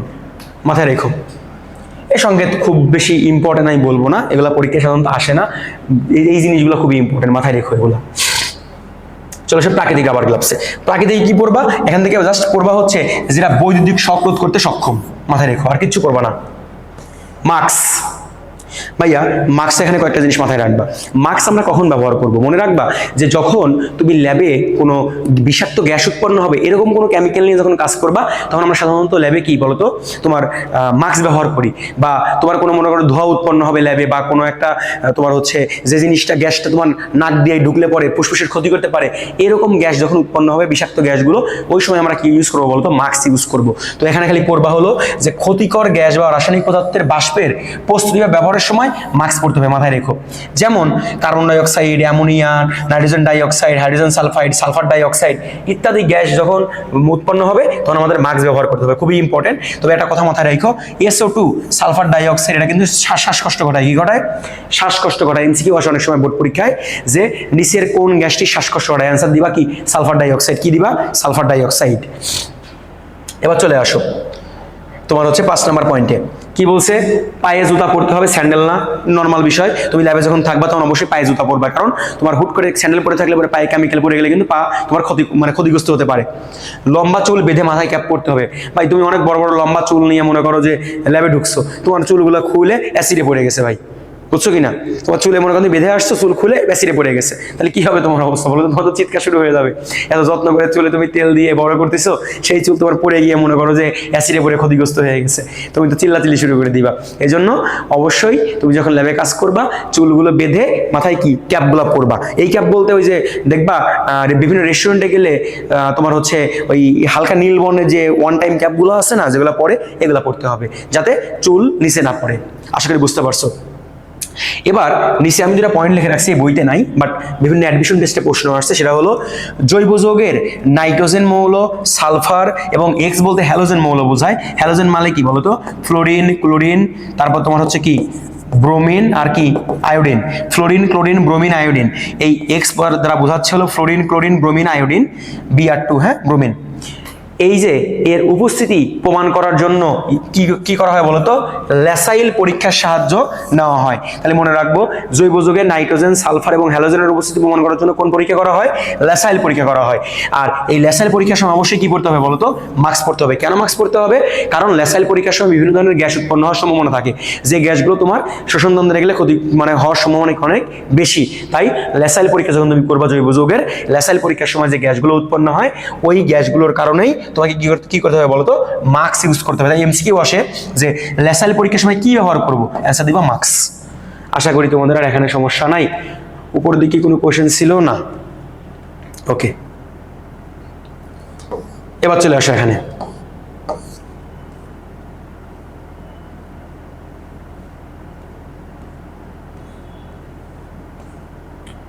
দেখো রিডিং মারবা, 7 নম্বরে কি বলছে? ল্যাবরেটরিতে ঢোকার পর দরজা জানলা খোলা রাখতে, মানে খোলা না থাকলে সেগুলো খুলে দিতে হবে। কেন? কারণ ল্যাবে তো সাধারণত ফ্যান থাকে না, বিভিন্ন বিষাক্ত গ্যাস উৎপন্ন হয়ে থাকতে পারে। তাই দরজা জানলা খুলে দিলে পরে বাতাসগুলো পাস হয়ে চলে যাবে, যার ফলে তোমার কি হবে না বলতো? তোমার বিষাক্ত গ্যাসগুলো নাক দিয়ে ঢুকে তোমার ক্ষতি হওয়ার সম্ভাবনা কি কম থাকবে। আশা করি বুঝতে পারছো। এখান থেকে কি পড়বা? দেখো একটু সবাই শোনো, বইয়ের সবকিছু পড়তে হয় না। বইয়ের যেগুলো সবচেয়ে গুরুত্বপূর্ণ ইনফরমেশন লাইন, এই গুরুত্বপূর্ণ ইনফরমেশনগুলো মনে রাখলে পরে আর কিচ্ছু লাগে না ভাই, আর কিচ্ছু লাগে না। দেখো একটু এখানে একটা আমার রিডিং পড়বা, কি সিনথেটিক কাপড়। সিনথেটিক কাপড় বলতে তোমার ওই যে পলিস্টার জাতীয় যে কাপড়গুলো বলা হয়, মানে সুতি কাপড় না। অলংকার পরিধান করা যাবে না, এগুলো পরিধান করা যাবে না, টাইট কাপড় পরা লাগবে। এই কথাগুলো আগেই বলছি আমরা। 2 নম্বর কি বলছে? সিনথেটিক গ্লাভসের পরিবর্তে কোন গ্লাভস ব্যবহার করা লাগবে? Nitrile gloves. তোমরা একটু আগে পড়ে আসলা যে ল্যাবরেটরিতে ইউজ করতে হয় কোনটা বলতো? Nitrile rubber gloves. কারণ এটি মাইক্রো অর্গানিজম। মাইক্রো অর্গানিজম মানে কি? মাইক্রো মানে তোমার বোঝাই হলো কি বলতো? ক্ষুদ্র। আর অর্গানিজম বলতে বোঝাচ্ছে হচ্ছে যে অণুজীব, একদম মানে ছোট ছোট যে অণুজীবগুলা, এই ব্যাকটেরিয়া জাতীয় যারা, এদেরকে বলা হচ্ছে মাইক্রো অর্গানিজম। এই অণুজীবগুলো দ্বারা আক্রান্ত হয়ে মাটির সাথে কি যায় বলতো? মিশে যায়। এই তো শেষ। এবার চলে আসো, এখানে কিছু কথা আছে। 1.1.1 তোমরা একটু বইটা থেকে মিলাই নিও যে ল্যাবরেটরিতে শিক্ষার্থীদের কর্মকাণ্ড এবং করণীয়। এখানে যত জায়গায় আর লেখা দেখবা, এই যে আর, বুঝতে হবে আর মানে হলো রিডিং পড়া। কি রিডিং পড়া? তুমি জাস্ট এই তথ্যগুলো রিডিং করে নেবে একবার। তুমি নিজেই, কখনো এখান থেকে কোনো প্রশ্ন হয় না ভাই, কখনো পরীক্ষা আসবে না যে ল্যাবে চিৎকার করা যাবে না, জোরে জোরে কথা বলা যাবে না, এই প্রশ্ন কখনো ল্যাবে আসে না, পরীক্ষা আসে না। সুতরাং এই পয়েন্টটা ধরেই বলতে গেলে বাদ, তোমার জাস্ট নিজের জন্য। হিউজ ইম্পর্টেন্ট জিনিস আছে সামনে, প্যারা নেওয়ার দরকার নাই। এরকম তো কিছু জনই বাদ দিবই, এত মোটা বই বাদ দিতে হবে না। এদিকে তাকাও, এখান থেকে কি পড়বা? এই যে অনেকগুলো রুলস আছে না, এই রুলসগুলোকে সোনালী বিধি বা গোল্ডেন রুলস বলা হয়। এই গোল্ডেন রুলস অবশ্যই পালন করা অত্যাবশ্যকীয়। তাই তুমি একটু কষ্ট করে গোল্ডেন রুলস বা সোনালী বিধিটা একটু সুন্দর করে রিডিং করে নিবা, এছাড়া কিছুই নাই এখানে। আর যদি মন না চায় তাহলে পড়ার দরকার নেই। এবার চলে আসো 1.2, কি বলছে? গ্লাস সামগ্রী ব্যবহারের নিরাপদ কৌশল। ভাইয়া তুমি ল্যাবে যাবা, দেখো আমার হাতে অনেক কাজ যন্ত্রগুলো আছে, তো এইগুলা দেখো সব কাছের নাই, যে সাউন্ড হচ্ছে, শুনতে শোনা যায়? সাউন্ড হচ্ছে কিন্তু, দেখছো দেখছো সাউন্ড হচ্ছে কিন্তু। তো ল্যাবে গিয়ে কাজ করার সময় একটা সাথে গুতা লেগে ভেঙে তো যেতে পারে। তো এই জিনিসটাই তোমাকে এখানে দেখাইছে, বলছে যে গ্লাস সামগ্রী ব্যবহারের নিরাপদ কৌশল, তুমি কিভাবে নিরাপদে ইউজ করবা। তুমি এই জিনিসগুলো একটু কষ্ট করে রিডিং মারবা, এই যে সব রিডিং মারবা একবার করে, সব রিডিং করবা, সব রিডিং করবা একবার করে।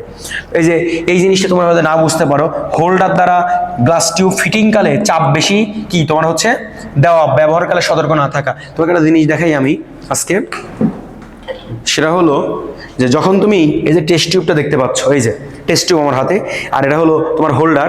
এই হোল্ডারের মধ্যে যখন তুমি দিবা, হোল্ডারের মধ্যে দিয়ে দিলাম, হ্যাঁ, দেওয়ার পরে এখানে একটা দেখো বাটন দেওয়া আছে, এই যে এই বাটনটা চাপ দিয়ে সামনের দিকে আগায় দিতে হয়, দিলাম আগায়। এখন এটা যেন বেশি চাপ প্রয়োগ করা না হয়, বেশি চাপ আমি সামনের দিকে প্রয়োগ করি, যেহেতু এটা দুই সাইড থেকে চেপে ধরতেছে, টাস করে কিন্তু এই টেস্ট টিউবটা ফেটে যাবে। তাই ওখানে বলছে যে যখন তুমি হোল্ডার দ্বারা, এই হোল্ডার দ্বারা যখন গ্লাস টিউবগুলো ফিটিং করবা, তখন বেশি চাপ দেওয়া কি বলতো যাবে না, আর চাপ দিলেও তোমার কি সতর্ক থাকতে হবে, এই কথাই এনে বলছে। রিডিং করবা এগুলো, হ্যাঁ সব রিডিং করবা, এগুলো থেকে প্রশ্ন হওয়ার সম্ভাবনা খুবই কম। এবার চলো নিচের দিকে, সব রিডিং মারবা।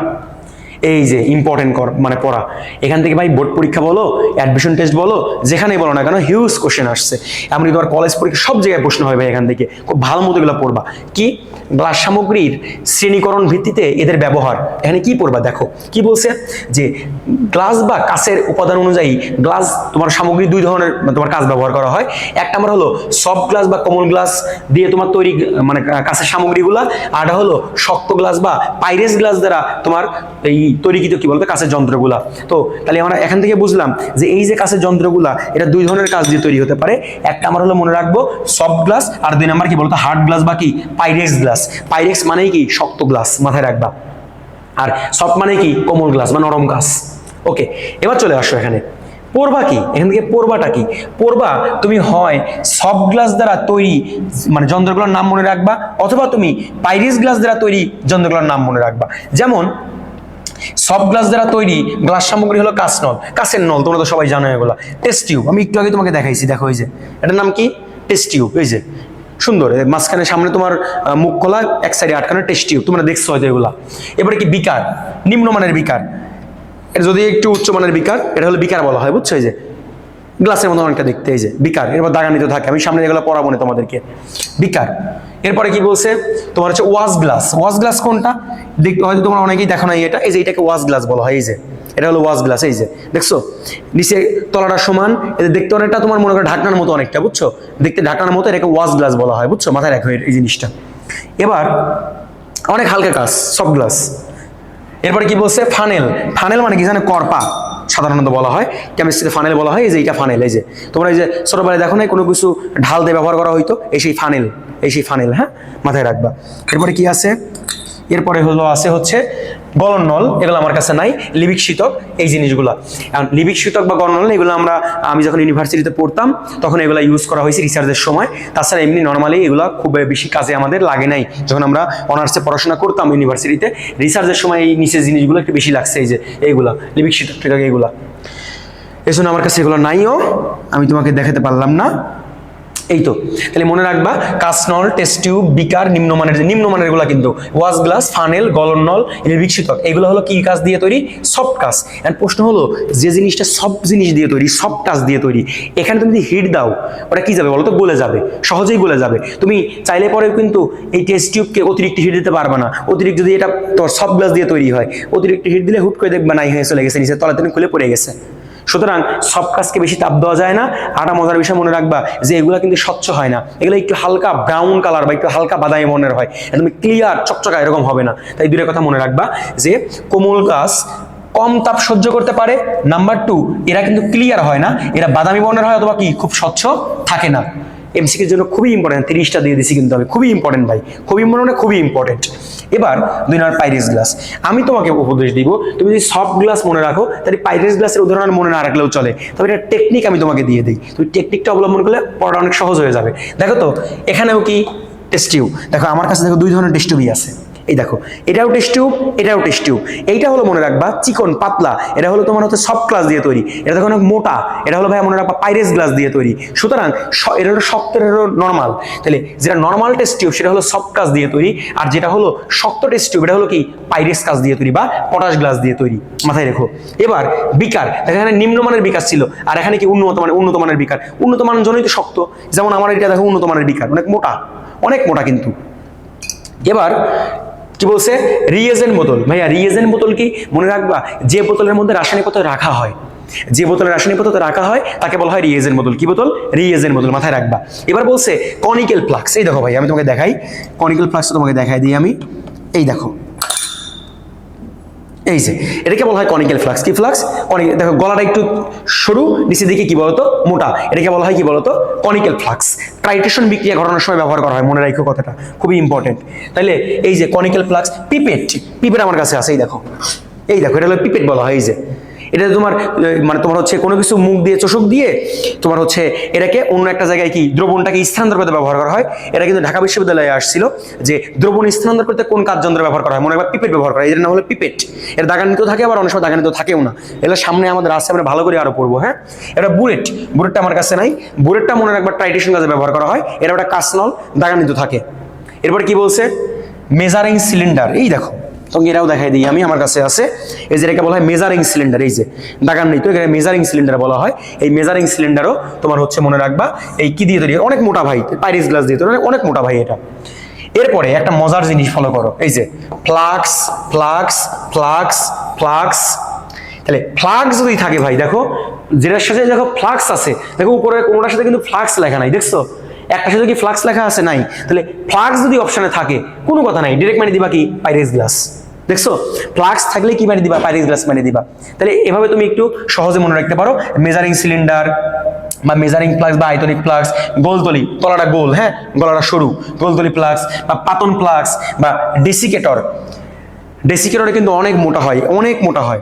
ডেসিকেটরের মধ্যে তোমার সাধারণত কোনো কিছু রেখে শুষ্ক করা হয়। ওই যে বিভিন্ন তোমরা প্রোডাক্ট কেনো না, ওই যে ধরো জুতা বা তুমি হচ্ছে কোনো ওষুধ কিনছো, দেখবা ওর মধ্যে ছোট্ট একটা প্যাকেট পাওয়া যায়, ছোট ছোট দানা দানা কিছু বল থাকে, তোমার সিলিকা জেল বলো যাকে, সিলিকা যাকে বলো হয়, সিলিকা জেল গোল গোল ছোট ছোট, ওটা কিন্তু শুষ্ককারক পদার্থ, ওটা কিন্তু খাওয়া যায় না, বুঝছো, শুষ্ককারক পদার্থ ওইটা।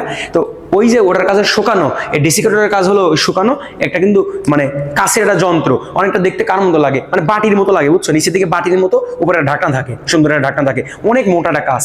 যেহেতু মোটা কাজ এবং শক্ত, তাই বলতেই পারি আমি এটা কি দিয়ে তৈরি বলতো, পাইরেক্স গ্লাস দিয়ে তৈরি। আর যেহেতু পাইরেক্স গ্লাস দিয়ে তৈরি, সুতরাং এটি কি হবে বলতো, উচ্চ তাপ সহ মানে সহ্য করতে পারবে, আর এটা কি খুব কি শক্ত হবে। আশা করি বুঝতে পারছো, বাকিটা আর পড়া লাগবে না, এটুকু খুব ভালো মতো পড়ি, আমি 30টা দিয়ে দিয়েছি কিন্তু ভাই, খুবই ভালো করে পড়বা এটুকু। হ্যাঁ, আশা করি এর বাইরে প্রশ্ন হবে না। এবার দেখো, এবার দেখো কি বলছে, পাইরেক্স গ্লাস হলো জিঙ্ক অক্সাইড এবং বেরিয়াম বোরোসিলিকেট এর মিশ্রণ দিয়ে তৈরি। দেখো এটা ঢাকা ইউনিভার্সিটির প্রশ্ন, ডিইউ মানে ঢাকা ইউনিভার্সিটি, এই লাইনটা কিন্তু ঢাকা ইউনিভার্সিটিতে আসছে, খুব ভালো মতো পড়বা এগুলো। হ্যাঁ, যে পাইরেক্স গ্লাস কি দিয়ে তৈরি, জিঙ্ক অক্সাইড আর কি বেরিয়াম কি বোরোসিলিকেট, এই দুইটার জিনিসের মিশ্রণই হলো কি বলতো কাঁচ। মনে রাখবা কাঁচ মানেই ওর মধ্যে সিলিকন ডাইঅক্সাইড থাকবে, কারণ বালি ছাড়া একদম কাঁচ কি হয়, আর বালি বালি মানে কি বলতো, সিলিকন কি বলতো, ডাইঅক্সাইড। এবার কোমল গ্লাস বা সফট গ্লাসের মধ্যে কি দিয়ে তৈরি ভাই, এটা তৈরি হচ্ছে সোডিয়াম এবং ক্যালসিয়ামের কি সিলিকেট, সিলিকেট থাকবে ভাই, হয়তো বললাম বালি থাকবে এর মধ্যে। মনে রাখবো কেমনে, দেখো মনে রাখার টেকনিক দিই, দেখো সফট, সফট, সফট, সফটের দ্বন্দ্বের সাথে কি সোডিয়াম, সফট মানে কি কোমল, তাহলে কোমলের কতে কি ক্যালসিয়াম। আবার দেখো এই সফটের দ্বন্দ্বের সাথেই কি বলতো সিলিকেট, তার মানে কোমলের কতে ক্যালসিয়াম, সফটের সাথে সোডিয়াম, সফটের দন্তের সাথে আবার কি সিলিকেট। তার মানে কি, মানে নামের মধ্যেই সবকিছু রয়েছে। সফট গ্লাস বা কোমল গ্লাস যখনই তোমার ব্রেনে আসবে বা পরীক্ষায় প্রশ্ন আসবে, তাহলে সফট মানেই কি সিলিকন দিয়ে তৈরি, কোমল মানেই কি ক্যালসিয়াম দিয়ে তৈরি, এর কি সিলিকেট। সিলিকেট তো কমন জিনিস, সিলিকেট থাকবে। সুতরাং তুমি টেকনিক দিয়ে মনে রাখতে পারো। এটা যদি মনে রাখতে পারো তাহলে উপরেটা তোমার মনে না রাখলেও চলছে, হয় এটা দেবে, নাহলে এটা পরীক্ষা প্রশ্ন দিবে। এজন্য দুইটাই ভালো করে পড়ে রাখবা, নিচেরটা ভালো টেকনিক দিয়ে মনে রাখবা। আশা করি মনে থাকবে ইনশাল্লাহ। এবার একটা মজার কোশ্চেন, সেটা হচ্ছে যে অ্যালুমিনিয়ামের যে অক্সাইড, হ্যাঁ Al2O3, এই অ্যালুমিনিয়ামের অক্সাইডটা কাচের গলনাঙ্ককে কমিয়ে দেয়। এর বিভিন্ন অ্যাডমিশন টেস্টে আসছে, হাজার এক্সারের বইয়ে নাই, অন্য লেখকের বইয়ে আছে, আমি লিখে রাখছি এটা, যে অ্যালুমিনিয়ামের এই অক্সাইডটা কাচের গলনাঙ্ক কি করে দেয় বলতো, কমায় দেয়। এটা মাথায় রাখো। এরপর চলে আসি নিচের দিকে। এখানে দেখো কিছু কোশ্চেন, এটা বুয়েটে, এই যে বুয়েটে আসছে, এটা এইচএসসি পরীক্ষায় আসছে, এটা ভার্সিটিতে আসছে। ভি মানে ভার্সিটি। কি ভাইয়া, পাইরেস গ্লাসের সংকেত কি? দেখো সোডিয়ামের অক্সাইড, পটাশিয়ামের অক্সাইড, জিঙ্কের অক্সাইড, বেরিয়ামের অক্সাইড। আর এক্স মানে কি, এক্স মোল, মানে এক্স এর জায়গায় 1 মোল হতে পারে, 2 মোল হতে পারে, 3 মোল হতে পারে, 4 মোল হতে পারে। এখানে একটা সংখ্যা বসতে পারবে, এক্স এর জায়গায় সংখ্যা বসতে পারবে, একটা 1 2 3 4 সংখ্যা বসতে পারবে। এত মোল কি, এত মোল দেখো সিলিকন ডাইঅক্সাইড, সিলিকন ডাইঅক্সাইড আর কি তোমার হচ্ছে এই বোরনের অক্সাইড। সুতরাং ভাইয়া এই পাইরেস গ্লাস বা তোমার হচ্ছে শক্ত কাচ কোনটার অক্সাইড দিয়ে তৈরি, এই জিনিসটা একটু মাথার মধ্যে ঠাড়া মনে রাখবে, আর কিছু লাগবে না। আর পটাশ গ্লাস, দেখো পাইরেক্সেরই আর একটা রূপ দেখলাম আমরা, কি বলতো, পটাশ গ্লাস। পটাশ গ্লাসের সংকেত কি, পটাশিয়ামের অক্সাইড, ক্যালসিয়ামের অক্সাইডের এক্স মোল কি বলতো, সিলিকন ডাইঅক্সাইড। একটা মজার জিনিস ফলো করে দেখো, পোস্টে কিন্তু এরকম আসতে পারে যে তোমার হচ্ছে ইয়ের মধ্যে পাইরেস গ্লাসের মধ্যে কোনটি থাকে। আমি এরকম এমসিকিউ দেখলাম একটা অ্যাডমিশন টেস্টে, সেখানে শুধুমাত্র অপশানে ছিল B2O3। আর প্রশ্ন হলো B2O3 কেন? কারণ দেখো এইগুলোর মধ্যে কিন্তু B2O3 নাই, এটা কিন্তু আনকমন একটা জিনিস। এই জন্য ভাইয়া এই শুধুমাত্র পাইরেস গ্লাসের মধ্যেই মনে রাখবা তোমার হচ্ছে B2O3 থাকে। তুমি সফট গ্লাসের মধ্যে তুমি কিন্তু B2O3 তুমি কিন্তু পাবা না। ভিডিওতে কিন্তু সব গ্লাসের মধ্যে নাই, তাহলে আছে কার মধ্যে, পাইরেট গ্লাসের মধ্যে। তাই এমসিকিউ কিন্তু এটা কিন্তু বেশি আসে সবচেয়ে, মাথায় রাখো। বলতে পারো ভাইয়া এই যে পটাশ গ্লাসের মধ্যেও তো জিঙ্ক অক্সাইডটা নাই, তারপরে যে সোডিয়াম অক্সাইডটা নাই, এই যে বেরিয়াম অক্সাইডটা নাই, তাহলে এগুলো আসবে না। ভাই একটা জিনিস ফলো করো, যে এই জায়গাতে প্রশ্ন আসলে পরে আসবে হয় তোমার পাইরেক্স দিয়ে, না হলে আসবে সফট দিয়ে। যদি পটাশ গ্লাস আসেই তাহলে সরাসরি মনে রাখবা এই টোটালটাই তোলা থাকবে। কথাই বুঝতে পারছো আমার কথা? কিছু মনে রাখবা, প্রশ্ন আসবে হয় পাইরেক্স না হলে কি সফট। তাহলে সফটের মধ্যে তুমি তো এই B2O3 পাবা না, কিন্তু পাইরেক্সের মধ্যে কি B2O3 কি আছে। এই পার্থক্যটা দিয়ে কিন্তু এমসিকিউ আসে ভাই, এর মাথার মধ্যে রেখে দিও। আর পটাশ গ্লাস আসলে পরে সম্পূর্ণটা একসাথে তুলে দেওয়া থাকে, ছোট্ট সংকেত তো দিয়ে দেওয়া থাকে। আচ্ছা এবার চলে আসো, ল্যাবরেটরিতে বিভিন্ন যন্ত্রপাতি ও তোমার হচ্ছে গ্লাস সামগ্রী পরিষ্কার করার কৌশল, এখানে অনেক কিছু দেওয়া আছে ভাইয়া, পড়বা। আমার কাছে এগুলো সবই আছে, এই দেখো, এই যে এটাই হলো কি সেই টেস্ট টিউব হোল্ডার, এই যে যেটা তুমি দেখতে পাচ্ছ, এটাই সেই টেস্ট টিউব হোল্ডার, বুঝছো? এটা হলো টেস্ট টিউব হোল্ডার, এই যে এইটা, এই যে টেস্ট টিউব হোল্ডার, এখানে টেস্ট টিউব আছে। এই টেস্ট টিউব হোল্ডার এটা স্ট্যান্ডের মধ্যে রেখে দেওয়া হয়। এটা হলো ব্রাশ। কেন ব্রাশ ইউজ করা হচ্ছে?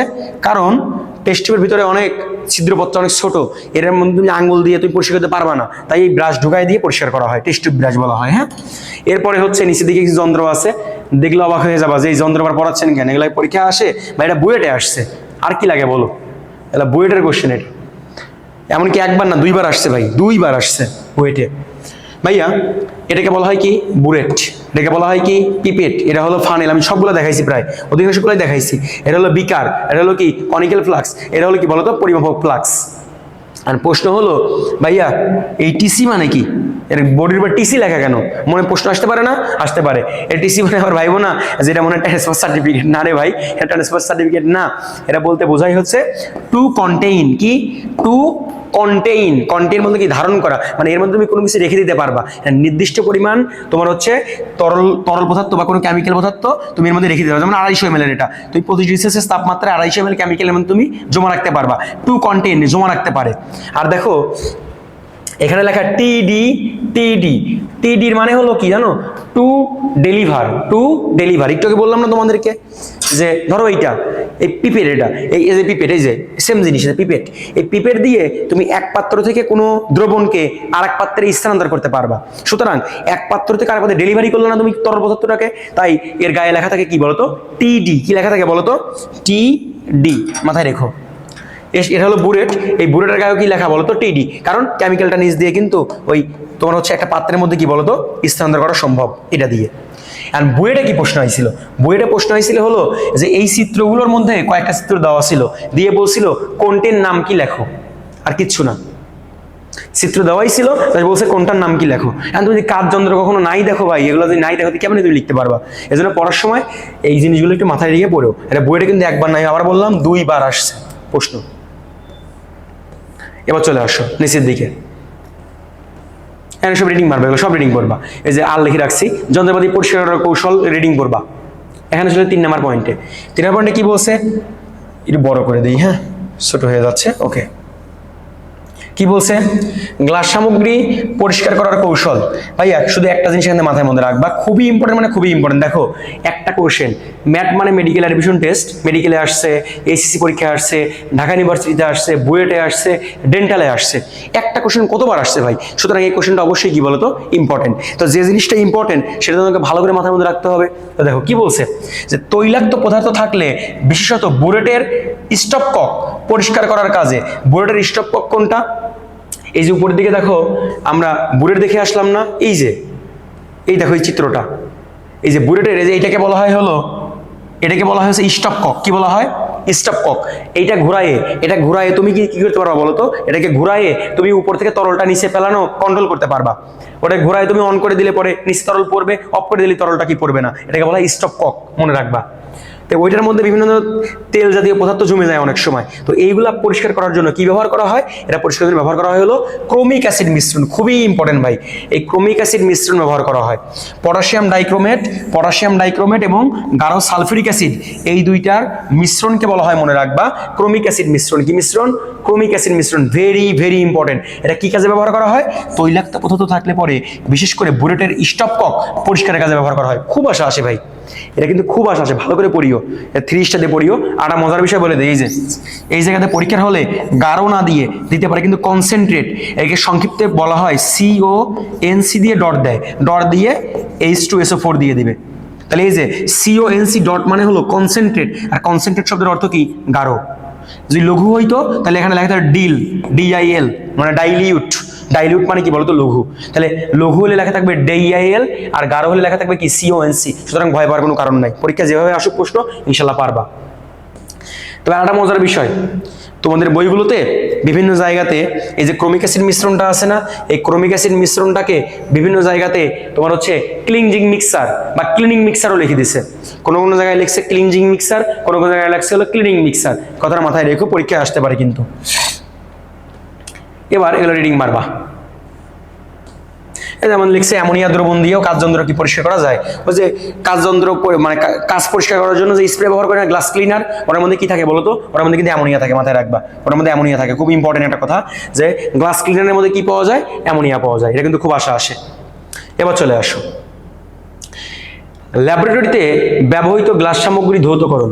এখন ল্যাবে তুমি গ্লাসগুলো ধুতে গেলে পরে কোন কোন কেমিক্যাল ব্যবহার করবা, এটা আমরা বাংলাদেশের একটা টপ ক্লাস কলেজের নাম দিয়ে মনে রাখতে পারি। কলেজটার নাম তোমরা সবাই জানো, বয়েজ কলেজ, ঢাকাতে অবস্থিত, NDC, ঢাকা নটরডেম কলেজ। কি, ঢাকা নটরডেম কলেজ। এই নটরডেম কলেজে কি মনে রাখবো, এনতে মনে রাখবো সোডিয়াম কার্বনেট, ডি দিয়ে মনে রাখবো ডিটারজেন্ট, ডিতেই কি ডেকন-19, আর সিতে কি জানো, সিতে হলো মনে রাখবো ক্রোমিক অ্যাসিড মিশ্রণ। কি, ক্রোমিক অ্যাসিড মিশ্রণ। 3টা, এনতে হলো সোডিয়াম কার্বনেট, তোমার হচ্ছে ডিতে হলো ডিটারজেন্ট ডেকন-19, আর সিতে হলো কি ক্রোমিক অ্যাসিড মিশ্রণ। এই 3টে সাধারণত ল্যাবরেটরিতে ব্যবহার করা হয় বিভিন্ন কাজ যন্ত্রকে ধুতে বা পরিষ্কার করতে। তো চলো কোনটা কিভাবে পরিষ্কার করে আমরা একটু দেখে নেই। দেখো এগুলো কিন্তু খুবই ইম্পর্টেন্ট ভাইয়া, পরীক্ষায় তোমাকে কিন্তু MCQ আসার সময় একটা ঘোল খাওয়াবে। সেটা কি জানো, সোডিয়াম কার্বনেট না দিয়ে কি দিবে জানো, NaHCO3, সোডিয়াম বাইকার্বনেট লাগাই দিবে। এটা কিন্তু হবে না, সোডিয়াম বাইকার্বনেট কি হবে বলো তো, সোডিয়াম কার্বনেট। এই কথাটা কিন্তু মাথায় রাখো, ভুল করো না কিন্তু পরীক্ষার হলে। তাহলে এবার বলছে যে সোডিয়াম কার্বনেটের কয় পার্সেন্ট লঘু দ্রবণ, 10%। 10% লঘু দ্রবণ বলতে কি বোঝায়, 10 ভাগ থাকবে হচ্ছে সোডিয়াম কার্বনেট, লঘু দ্রবণ, আর বাকিগুলো কি থাকবে বলো তো? বাকি 90 ভাগ কি তোমার হচ্ছে জল বা পানি। বুঝছো কিনা? তাহলে মনে রাখবো আজকের পর থেকে যে কোনো কিছুর পার্সেন্টেজ মানে ওইটা 100 ভাগের মধ্যে ওইটা তত ভাগ, আর বাকিটুকু অন্য কিছু। তো এই পরিমাণ এই 10% লঘু দ্রবণ নিয়ে কোনো গামলার মধ্যে নিয়ে তুমি ওটা গুলায় নিবা, গুলায় নিয়ে কাজযন্ত্রগুলোকে ডুবাই দিবা, দিয়ে ব্রাশ দিয়ে ঘষা দিলে পরে কি পরিষ্কার হয়ে যাবে। খুবই ইম্পর্টেন্ট জিনিসটা মাথায় রেখো, যোগটার নাম শুধু পার্সেন্টেজ যদি মনে হয় পড়ো। ডিটারজেন্ট ডেকন 19, এখানে কি পড়বো? তুমি এটা সুন্দর করে রিডিং মারবা, এটা সুন্দর রিডিং মারবা, রিডিং করে এই লাইনটা গোল করে স্টার দিবা। ডেকন 19 এটি একটি পরিবেশ বান্ধব ডিটারজেন্ট। কি এমসিকিউ আসে, খুব আশা আসে যে নিচের কোনটি পরিবেশ বান্ধব ডিটারজেন্ট? অ্যান্সার কি দিবা বলো তো? অ্যান্সার দিবা হচ্ছে ডিটারজেন্ট ডেকন কি বলো তো? 19, ডিটারজেন্ট ডেকন 19। এবার হলো নিচের দিকে চলে আসো, যে এখানে কি পড়বা? এখানে পড়বা হলো, দেখো বলছে যেহেতু পরিবেশ বান্ধব, তাহলে এরা কি পানিতে তেমন দূষণ তৈরি করে কি? করে না, সোজা হিসাব। এটি 100% অণুজীব দ্বারা ভাঙনযোগ্য, অর্থাৎ বায়োডিগ্রেডেবল। এই যে বায়ো বলতে এখানে বোঝাচ্ছে বলো কি? জীব। ডিগ্রেডেবল এটা এই কথাটার অর্থ হচ্ছে ভাঙনযোগ্য। কি যোগ্য? ভাঙনযোগ্য। তাহলে এই বায়ু বলতে জীব বোঝাচ্ছে, কেমন জীব? অণুজীব। এই অণুজীব দ্বারা ভাঙনযোগ্য। ডিগ্রে শব্দের অর্থ হচ্ছে ভাঙন, আর অ্যাবল মানে কি? সক্ষম। তাহলে ডিগ্রেডেবল মানে কি? ভাঙন করতে সক্ষম। এরকম যে অণুজীবগুলো আছে, এই অণুজীবগুলো দিয়ে এই তোমার হচ্ছে এই ডিটারজেন্ট ডেকন 9টা কি যায়? ভেঙে যায়। তো তুমি মনে করো ল্যাবে কাজ করছো, ওটা ড্রেনে ফেলে দিছো, তো ড্রেনের যে তোমার হচ্ছে অণুজীবগুলো থাকবে, এরা যদি ওই কেমিক্যালের উপর ক্রিয়া করে ওটাকে নষ্ট করে ফেলতে পারে, তাহলে তোমার কি হইলো বলো তো? উপকার হইলো না? এতে তোমার উপকার হইলো কি? পরিবেশ কোনো দূষণ ঘটলো না। এতে তোমার উপকার কি? তোমার উপকার হলো এই পরিবেশ তুমি দূষণ না করে কাজ করতে পারো, তোমার জন্য ভালো না খারাপ? অবশ্যই ভালো। তোমার উপকার, সবার উপকার, এমনকি মানে পুরো পৃথিবীরই উপকার। কারণ আমরা কেমিস্ট্রির লোকজন চাই গ্রিন কেমিস্ট্রি, অর্থাৎ যেন দূষণ তৈরি কি বলতো না হয়। সুতরাং ডিটারজেন্ট ডেকন 19 মনে রাখবা, এমসিকিউতে আসবে যে নিচের কোনটি 100% অণুজীব দ্বারা ভাঙনযোগ্য, বা প্রশ্ন আসবে নিচের কোনটি বায়োডিগ্রেডেবল? অ্যান্সার দিবা ডিটারজেন্ট ডেকন 19। এমনকি আরেকটা কথা মনে রাখবা, ফসফেট মুক্ত। এরা কি? ফসফেট মুক্ত পরিষ্কারক, অর্থাৎ এরা ভাইয়া এদের ভিতরে কোনো কি থাকে না বলতো? ফসফেট থাকে না। কি থাকে না? ফসফেট থাকে না। যদি ফসফেট নাই, সুতরাং এরা ভাইয়া মনে রাখবা পরিবেশ বান্ধব। খুবই ইম্পর্টেন্ট, মানে খুবই ইম্পর্টেন্ট জিনিসগুলা ভালো করে পড়বা। 3 নম্বর চলে আসো। 3 নম্বর কি বলছে? 3 নম্বর বলছে হলো ক্রমিক অ্যাসিড মিশ্রণ। ভাইয়া ক্রমিক অ্যাসিড মিশ্রণে গোল করে স্টার দিয়ে রাখো। এটা এইচএসসি এবং বোর্ড পরীক্ষা, এমনকি মেডিকেল অ্যাডমিশন সব জায়গায় আসছে। সর্বোত্তম পরিষ্কারক, এমসিকিউ আসবে যে নিচের কোনটি সর্বোত্তম পরিষ্কারক? কার্যযন্ত্র পরিষ্কারের জন্য সর্বোত্তম পরিষ্কারক। অ্যান্সার দিবা কি বলতো? অ্যান্সার দিবা হচ্ছে ক্রমিক অ্যাসিড মিশ্রণ। কি দিবা? ক্রমিক অ্যাসিড মিশ্রণ। ভেরি ভেরি ইম্পর্টেন্ট ভাই। আর কথা মনে রাখবা, ক্রমিক অ্যাসিড মিশ্রণ একটি ক্রমিক অ্যাসিড একটি কি বলতো? তীব্র জারক। ভাইয়া একটা মজার বিষয় ফলো করে দেখো যে এটি কিন্তু ভাইয়া মেডিকেল অ্যাডমিশন টেস্টে আসছে। একই প্রশ্ন বারবার আসে ভাই। এজন্য মূল বই পড়ার কোনো বিকল্প নাই। আমি বারবারই বলি, অ্যাডমিশন টেস্ট বলো, বোর্ড পরীক্ষা বলো, যদি ভালো করতে চাও ভাই সিকিউ এমসিকিউতে অবশ্যই তোমাকে মূল বই পড়তে হবে। একদম চোখ বন্ধ করে মূল বই পড়তে হবে। ক নাম্বার, খ নাম্বার, এমসিকিউ, সিকিউ সব কিছুর মধ্যে থেকে আসে ভাই। মূল বই একদম মানে অন্য লেভেলের জিনিস। তোমরা একটু আগে দেখে আসলে যে বুলেটের ওই লেগে থাকা গ্রিস জাতীয় পদার্থ বা তেল চর্বি পরিষ্কার কি দিয়ে বলো তো? ক্রমিক অ্যাসিড মিশ্রণ দিয়ে। ওগুলোর মধ্যে না যাই আমি, এবার চলে আসো। দেখো K2Cr2O7 পটাশিয়াম ডাইক্রোমেট এবং সালফুরিক অ্যাসিড দুটো মিক্সার করলে পরে এই যে মজার বিষয়টা ফলো করো। পটাশিয়াম 1 নম্বর গ্রুপের মৌল প্লাস। এবার ক্রোমিয়াম দেখো, আমরা যদি বের করি তাহলে একটা জিনিস ফলো করো, দুইটা পটাশিয়ামের জন্য কি 2+, 7টা অক্সিজেন কত? মাইনাস কত? 14। একটা অক্সিজেন যদি -2 হয় তাহলে 7টা কত? -14। এবার এটা যদি +2 তাহলে অবশ্যই এটা কি +12, কারণ +12 আর +2 মিলে কত? +14 -14 কাটাকাটি হলে কত? 0 হয়ে যায়। টোটালের যোগের চার্জের মান কি অবশ্যই কি হবে বলতো? 0 হবে। এবার দুইটা ক্রোমিয়াম যদি +12 মানে +12 হয় তাহলে একটা ক্রোমিয়াম কত? +6 ভাইয়া। আর পটাশিয়াম কত? +1। এই পটাশিয়াম যায় আবার হাইড্রোজেন কত? একটা হাইড্রোজেন +1 হলে দুইটা কত? +2। তাহলে সালফেট কত? -2। এই প্লাস গিয়ে একবার এই মাইনাসটা ধরবে, গিয়ে একবার এই মাইনাসটা ধরবে। তাহলে পটাশিয়াম সালফেটকে ধরলে কি হয়? Potassium sulphate. ক্রোমিয়াম সালফেটকে ধরলে কি হয় বলতো? Chromium sulphate. আর হাইড্রোজেন অক্সিজেনকে ধরলে কি হয় বলতো? পানি। আর অতিরিক্ত অক্সিজেনগুলো জাইমান অক্সিজেন হিসেবে কি মুক্ত হয়ে গেছে। বুঝছো কি ব্যাপারটা? এবার প্রশ্ন হলো যে দেখো একটা মজার জিনিস ফলো করে, যে এই জায়গায় কি উৎপন্ন হলো দেখো তো, জাইমান অক্সিজেন। তোমরা কিন্তু এই জাইমান অক্সিজেনের বিষয়টা তোমরা যদি এসএসসি 28 ব্যাচ হয়ে থাকো, বা তুমি যদি এই ক্লাস 9-10-এ তুমি যদি ওই কি বলে 12 নম্বর চ্যাপ্টারটা না পড়ে থাকো, নবম দশম শ্রেণীর, তাহলে ভাইয়া তোমার এখানে একটু বুঝতে অসুবিধা হতে পারে। সেটা কি, এই জাইমান অক্সিজেন মনে রাখবা, তৃতীয় বন্ধনীর মধ্যে অক্সিজেন লিখলে এটা কি বলা হয় বলো তো, জাইমান অক্সিজেন। আমি তৃতীয় বন্ধনে হাইড্রোজেন লিখি, এটা জাইমান হাইড্রোজেন। যদি আমি লিখি তৃতীয় বন্ধনের মধ্যে ক্লোরিন, জাইমান ক্লোরিন। বুঝছো কিনা? মনে রাখবা এই যে জাইমান অক্সিজেনটা আছে না, এই জাইমান অক্সিজেনের সাথে যে কোনো জীবাণু যদি তুমি দিয়ে দাও, বা কোনো নোংরা কোনো কিছু দিয়ে দাও, ওর সাথে ক্রিয়া করে ওটাকে হয় জীবাণু হলে মেরে ফেলবে, আর যদি তোমার নোংরা হয় তাহলে সেটা তাকে পরিষ্কার করে ফেলবে। সুতরাং এই যে ক্রোমিক অ্যাসিডের যে মিশ্রণটা, এটা যখন তুমি কোনো গ্লাসের উপরে দিবা, তখন সাথে সাথে সেখান থেকে জাইমান অক্সিজেন উৎপন্ন হলে পরে সে ওই জীবাণু এবং ওখানকার যে ময়লাগুলো আছে ওকে কেটে পরিষ্কার করে নিয়ে চলে যাবে, একবারে ক্লিয়ার করে ফেলবে। এভাবে সে কিন্তু তোমার ময়লা পরিষ্কার করতে পারে। তোমাদের খ নম্বরে আসতে পারে ক্রোমিক অ্যাসিড মিশ্রণ কিভাবে ময়লা পরিষ্কার করে, তখন এই বিক্রিয়াটা দিয়ে দিবা, সহজ একটা বিক্রিয়া। ওকে, ওই জাইমান অক্সিজেন বের করার পরে বলছি দেখো, এই যে বিক্রিয়াকালে জাইমান অক্সিজেন উৎপন্ন হয়, আর এই অক্সিজেন পরমাণু উৎপন্ন হয়। তৈল জাতীয় ময়লা পদার্থকে ওই জাইমান অক্সিজেন কি করে, জারিত করে ময়লা কি করে বলতো, দূর করে ফেলে। শেষ। এটা কিন্তু ক্ষমার্কে আসতে পারে, ভালো করে পড়িও, বিক্রিয়া সহ দিয়ে দিবা। এবার তুমি কিভাবে ক্রোমিক অ্যাসিড মিশ্রণ প্রস্তুত করবা দেখো, তুমি পটাশিয়াম ডাইক্রোমেট নিবা, পানি নিবা এবং গাঢ় সালফিউরিক অ্যাসিড নিবা, কয় মোলার, 2 মোলার। এটা নিবা 4 গ্রাম, এটা নিবা কত, 40 ml, এটা নিবা কত, 40 ml। এবার তুমি কিভাবে প্রস্তুত করবে, রিডিং লেখা আছে, তুমি রিডিং করে নিবা নিজ দায়িত্বে।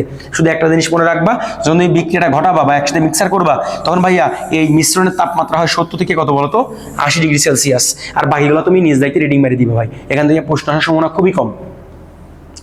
এই যে এখানে কিছু তুমি রিয়াকশন দেখতে পাচ্ছ, এখন তোমার মনে হতে পারে এগুলো আমি এখন মুখস্থ করবো, ও আল্লাহ এখানে এগুলো আমার মুখস্থ করা লাগবে না, যদি প্রশ্ন আসে আমি পারবো না। ভাইয়া এগুলো তো আর মুখস্থ করা লাগবে না, এই লেখকের বইয়ে এগুলো দিয়ে রাখছে, অন্যান্য কোনো লেখকের বইয়ে এই জিনিসগুলো দেওয়া নাই। এখানে আসলে মূলত তোমার ওই কি বলে, এই ক্রোমিক অ্যাসিড মিশ্রণ যখন প্রস্তুত করবা, তখন কিভাবে তৈরি হয়েছে এই প্রসেসটা দেওয়া আছে। তোমার এই প্রসেস তোমার পড়ার কোনো প্রয়োজন নাই। তুমি এখান থেকে একটা জিনিস পড়তে পারো, সেটা হচ্ছে কি জানো, পড়তে পারো এই জিনিসটা, ক্রোমিক অ্যানহাইড্রেটের সংকেতটা পড়তে পারো। তারপর তুমি হচ্ছে এই যে অস্থায়ী ক্রোমিক অ্যাসিডের সংকেতটা পড়তে পারো। তারপরে তুমি হচ্ছে আর কিছু লাগবে না, এই দুটো জিনিসই পড়বা, শেষ। এসব বিক্রিয়া পড়া লাগবে না তোমার। এবার চলে আসো নিচের দিকে, এই যে ক্রোমিয়াম সালফেট, এই ক্রোমিয়াম সালফেটের কালারটা কেমন, সবুজ বর্ণের। এই জিনিসটা মাথার মধ্যে রেখে অনেক সময় এমসিকিউতে দিয়ে দেয়, আর বাকিগুলো লাগবে না। শোনো, তোমাকে একটা কথা বলি আজকে, বই তো অনেক মোটা তোমরা জানো, এই সকল ইনফরমেশন কি তুমি পড়ে মনে রাখতে পারবা না। তাই তোমাকে আগে সিলেক্ট করতে হবে কোনগুলো পড়তে হবে এবং কোনগুলো বাদ দিতে হবে। তুমি যদি একবার খালি জাস্ট বাদ দেওয়া শিখে যাও, তবে পড়া অনেক কমে আসছে। এমনকি দেখবা যে জিনিসগুলো বাদ দিছে ওগুলো থেকে কখনো বোর্ডের কোশ্চেন, ওগুলো থেকে কোনো অ্যাডমিশনের কোশ্চেন কোথাও আসতেছে না। সুতরাং তুমি প্রথমে বাদ দেওয়া শিখবা, বাদ দিয়ে তোমার যতটুকু প্রয়োজন ওই প্রয়োজনীয় জিনিসগুলো বারবার পড়বা। যত বেশি রিভিশন করতে পারো তত তোমার আস্তে আস্তে মেমোরাইজ কি বলতো বেশি হবে, তুমি পরীক্ষার ভালো করার সময় তত কি বলতো বাড়বে। তাই আগে বাদ দেওয়া শিখতে হবে, কোন টপিকগুলো ভালো করে পড়তে হবে, কোনটা বাদ দিতে হবে। আর বইটা দাগায় রাখবা, কোনটা কোথায় আসছে এগুলো ভালো করে পড়বা। হ্যাঁ, কোনটা কোথায় আসছে এই জিনিসগুলো ভালো করে পড়বা। কেন? কারণ বিগত বছর থেকে হুবহু প্রশ্ন সেরে করে অনেকবার আসছে। এবার এখানে চলে আসো, কি বলছে, সালফিউরিক অ্যাসিড একটি পানি শোষী এবং ক্ষয়কারক পদার্থ। পানি শোষী যেটা, এটাকে বলা হয় নিরোধক। কি বলা হয়? নিরোধক। যারা পানি শোষণ করে এদেরকে বলা হয় নিরোধক। এটা ছোট্ট গল্প বলি, তোমার ত্বকে যদি কেউ অ্যাসিড নিক্ষেপ করে তখন দেখবা ত্বক পুড়ে কালো হয়ে যাচ্ছে। কেন? কারণ আমাদের স্কিনের মধ্যে মনে রাখবা সাধারণত কার্বন, হাইড্রোজেন এবং অক্সিজেন বেশি। দেখো তোমার ত্বকে কেউ সালফিউরিক অ্যাসিড দিল, তাহলে এ কি নিরোধক পদার্থ, কি শোষী, পানি শোষী। তাহলে পানি শোষণ করতে বসলে ত্বক থেকে কি বের করে নিয়ে যাবে, হাইড্রোজেন এবং কি অক্সিজেন। তাহলে কি হিসেবে বের করে নিয়ে যাবে, পানি হিসেবে। সুতরাং পড়ে থাকবে কি, কার্বন। কার্বনের বর্ণ কেমন, কালো। তাই কেউ যদি অ্যাসিড নিক্ষেপ করে তোমার ত্বকে, দেখবা ওই জায়গা পুরো কালো হয়ে গেছে, একটা কারণ। আরেকটা জিনিস হলো, দেখবা যে কারোর মুখে যদি অ্যাসিড কেউ মারে বা কোনো স্কিনে অ্যাসিড মারে, তাহলে ভাইয়া দেখবা অনেকে বলে যে দ্রুত পানি দাও। কেন পানি দিতে বলে? কারণ তুমি যদি বাইরে থেকে প্রচুর পরিমাণে পানি ঢালো, তাহলে তোমার ত্বক থেকে আর পানি বের করবে না, ওই অ্যাসিড তখন ওই বাইরের উৎস থেকে পানিটা নিয়ে ও বের করে নিয়ে চলে যাবে, শুষে নিয়ে চলে যাবে। ফলে অ্যাসিডের তোমার কি বলতো পাওয়ারটা ধীরে ধীরে কমে যাবে, তোমার স্কিনের ক্ষতিটা কম হবে। এই তো আমরা এই বিষয়টা নিয়ে, এই সালফিউরিক অ্যাসিডের বিষয়টা নিয়ে আমরা সামনে একটা সুন্দর একটা ক্লাস করব। এই হয়তো 3-4টা ক্লাস পরেই। এটা কিন্তু জোস একটা কোশ্চেন আসে এখান থেকে। তোমার হচ্ছে ওই কোশ্চেনটা আমরা সুন্দর বিক্রিয়া সহ সলভ করবো। হ্যাঁ, বিক্রিয়া সহ সলভ করবো। ওটা কিন্তু পরীক্ষা খ নাম্বারে আসে, আমরা শিখবো না ইনশাল্লাহ। এবার কি বলছে, এই যে এই জিনিসটা তোমার বোর্ড পরীক্ষা আসছে। হ্যাঁ, তোমার এই লেখকের বইয়ে আমি পাই নাই এ পর্যন্ত, যে কাঁচের যন্ত্রকে কি দিয়ে, ইথানল দিয়ে ধুলে কি জীব, অণুজীবগুলো কি হয়, দ্রবীভূত হয়। এটা কোনো একটা বোর্ডে আসছিল, কুমিল্লা বোর্ড না কোন বোর্ডের জন্য দেখলাম, যে তোমার হচ্ছে কি বলে, অণুজীবকে দ্রবীভূত করতে হলে পরে কোন দ্রবণ দিয়ে কাঁচকে ধুতে হবে। অ্যান্সার কি হবে বলো তো, ইথানল। এটা কিন্তু মাথায় রেখো, মাথায় রেখো, বোর্ডের কোশ্চেন। এবার এখানে চলে যাবো, ত্বকে সালফিউরিক অ্যাসিড এলে কি করবা। মনে রাখবা যে যদি ত্বকে কখনো অ্যাসিড লাগে তখন কি করতে হয়, তখন প্রচুর পরিমাণে পানি দিয়ে ধুয়ে শেষে 5% সোডিয়াম বাইকার্বনেট দ্রবণ দিয়ে ভালো মতো ধুয়ে নিতে হবে। এখন কোশ্চেন, কেন সোডিয়াম বাইকার্বনেট দিয়ে ধুবো? ভাইয়া এখানে দুইটা জিনিস মাথার মধ্যে খুব ভালো মতো গেঁথে রাখবা। নাম্বার 1, সোডিয়াম বাইকার্বনেট যে হই আমরা কিন্তু বলতে পারি এটি একটি ক্ষার, কিন্তু প্রথম কথা মনে রাখবা এটি হলো একটি লবণ। এটি কি লবণ, কিন্তু কেমন লবণ, এটি হলো অম্লীয় লবণ। কেমন লবণ, অম্লীয় লবণ। তোমার ব্রেনে এখন কোশ্চেন আসতেছে যে ভাই আমার ত্বকে না অ্যাসিড লাগছে, তো অ্যাসিড লাগলে কেন আমি অ্যাসিডিক লবণ ব্যবহার করব? তাহলে তো আমার কত বেশি তৈরি হয়ে যাবে। কিন্তু মনে রাখবা মজাটা হলো এই জায়গাতে, যখন এই তোমার এই লবণটাকে, তুমি এই অম্লীয় লবণটাকে পানির মধ্যে দিবা, অর্থাৎ আর্দ্র বিশ্লেষিত করবা, যখন এটিকে তুমি পানিতে দিবা তখন এটি কার মতো আচরণ করবে, এটি ক্ষারের মতো আচরণ করবে। কারণ এটাকে যখন তুমি আর্দ্র বিশ্লেষিত করবা তখন এইটা আবারও তৈরি করবে তোমার হচ্ছে সোডিয়াম হাইড্রোক্সাইড এবং খুব অল্প পরিমাণ, এবং তৈরি করবে হচ্ছে তোমার হচ্ছে H2CO3 নামক কি বলতো, অ্যাসিড। এই দুইটার মধ্যে এই ক্ষারের প্রভাবটাই কি বলতো এখানে বেশি থাকে, কারণ সোডিয়াম হাইড্রোক্সাইড শক্তিশালী ক্ষার। তাই এইটার পিএইচ মান, আমরা জানি সাধারণত লবণের পিএইচ মান কত, 7 হয়, তাই না? কিন্তু অম্লীয় লবণের 7 এর চেয়ে কম হওয়ার কথা, কিন্তু জলীয় দ্রবণের মধ্যে দিলে পরে সেটি ক্ষারের মতো আচরণ করে। এমনকি তার পিএইচ মান সাধারণত এই লবণটার জলীয় দ্রবণের পিএইচ মান হয় 8.3। মনে রাখবা যে 0 থেকে 6.9 পর্যন্ত এটা হলো পিএইচ মানটা হলো অ্যাসিড, 7 হলো কি বলতো নিরপেক্ষ, আর 7.1 থেকে শুরু করে 14 পর্যন্ত হলো কি বলতো ক্ষার, ক্ষারের পিএইচ। যেহেতু 8.3 এই রেঞ্জটা কিন্তু ক্ষারের মধ্যে পড়তেছে, সুতরাং বলাই যায় সোডিয়াম এই বাইকার্বনেট এটার জলীয় দ্রবণ কি বলতো ক্ষারের মতো আচরণ করবে। যার ফলে তুমি যখন এই সোডিয়াম বাইকার্বনেটটাকে তুমি যখন তোমার ত্বকে ইউজ করবা অ্যাসিড লাগলে, তখন তোমার ত্বকে তো লাগছিল অ্যাসিড, এবার তুমি দিলা কি বলতো ক্ষারীয় একটা দ্রবণ, কারণ তুমি তো আর সরাসরি দিবা না, পানির মধ্যে গুলায় দিবা 5%, মানে 5 ভাগ নিবা এইটা, বাকিটুকু কি পানির মধ্যে গুলায় যখন দিবা তখন আগে থেকে অ্যাসিড পড়ছিল, পরে তুমি ক্ষারীয় একটা দ্রবণ দিলা। ওই অ্যাসিড এবং ক্ষারীয় দ্রবণ পরস্পর বিক্রিয়া করে প্রশমন বিক্রিয়া ঘটালো, আর এই প্রশমন বিক্রিয়ার ফলে মনে রাখবা তোমার এই ত্বকে যে অ্যাসিডটা লাগছিল ওটার ক্ষতির পরিমাণটা কি কমে আসবে। আশা করি আমার কথা বুঝতে পারছো।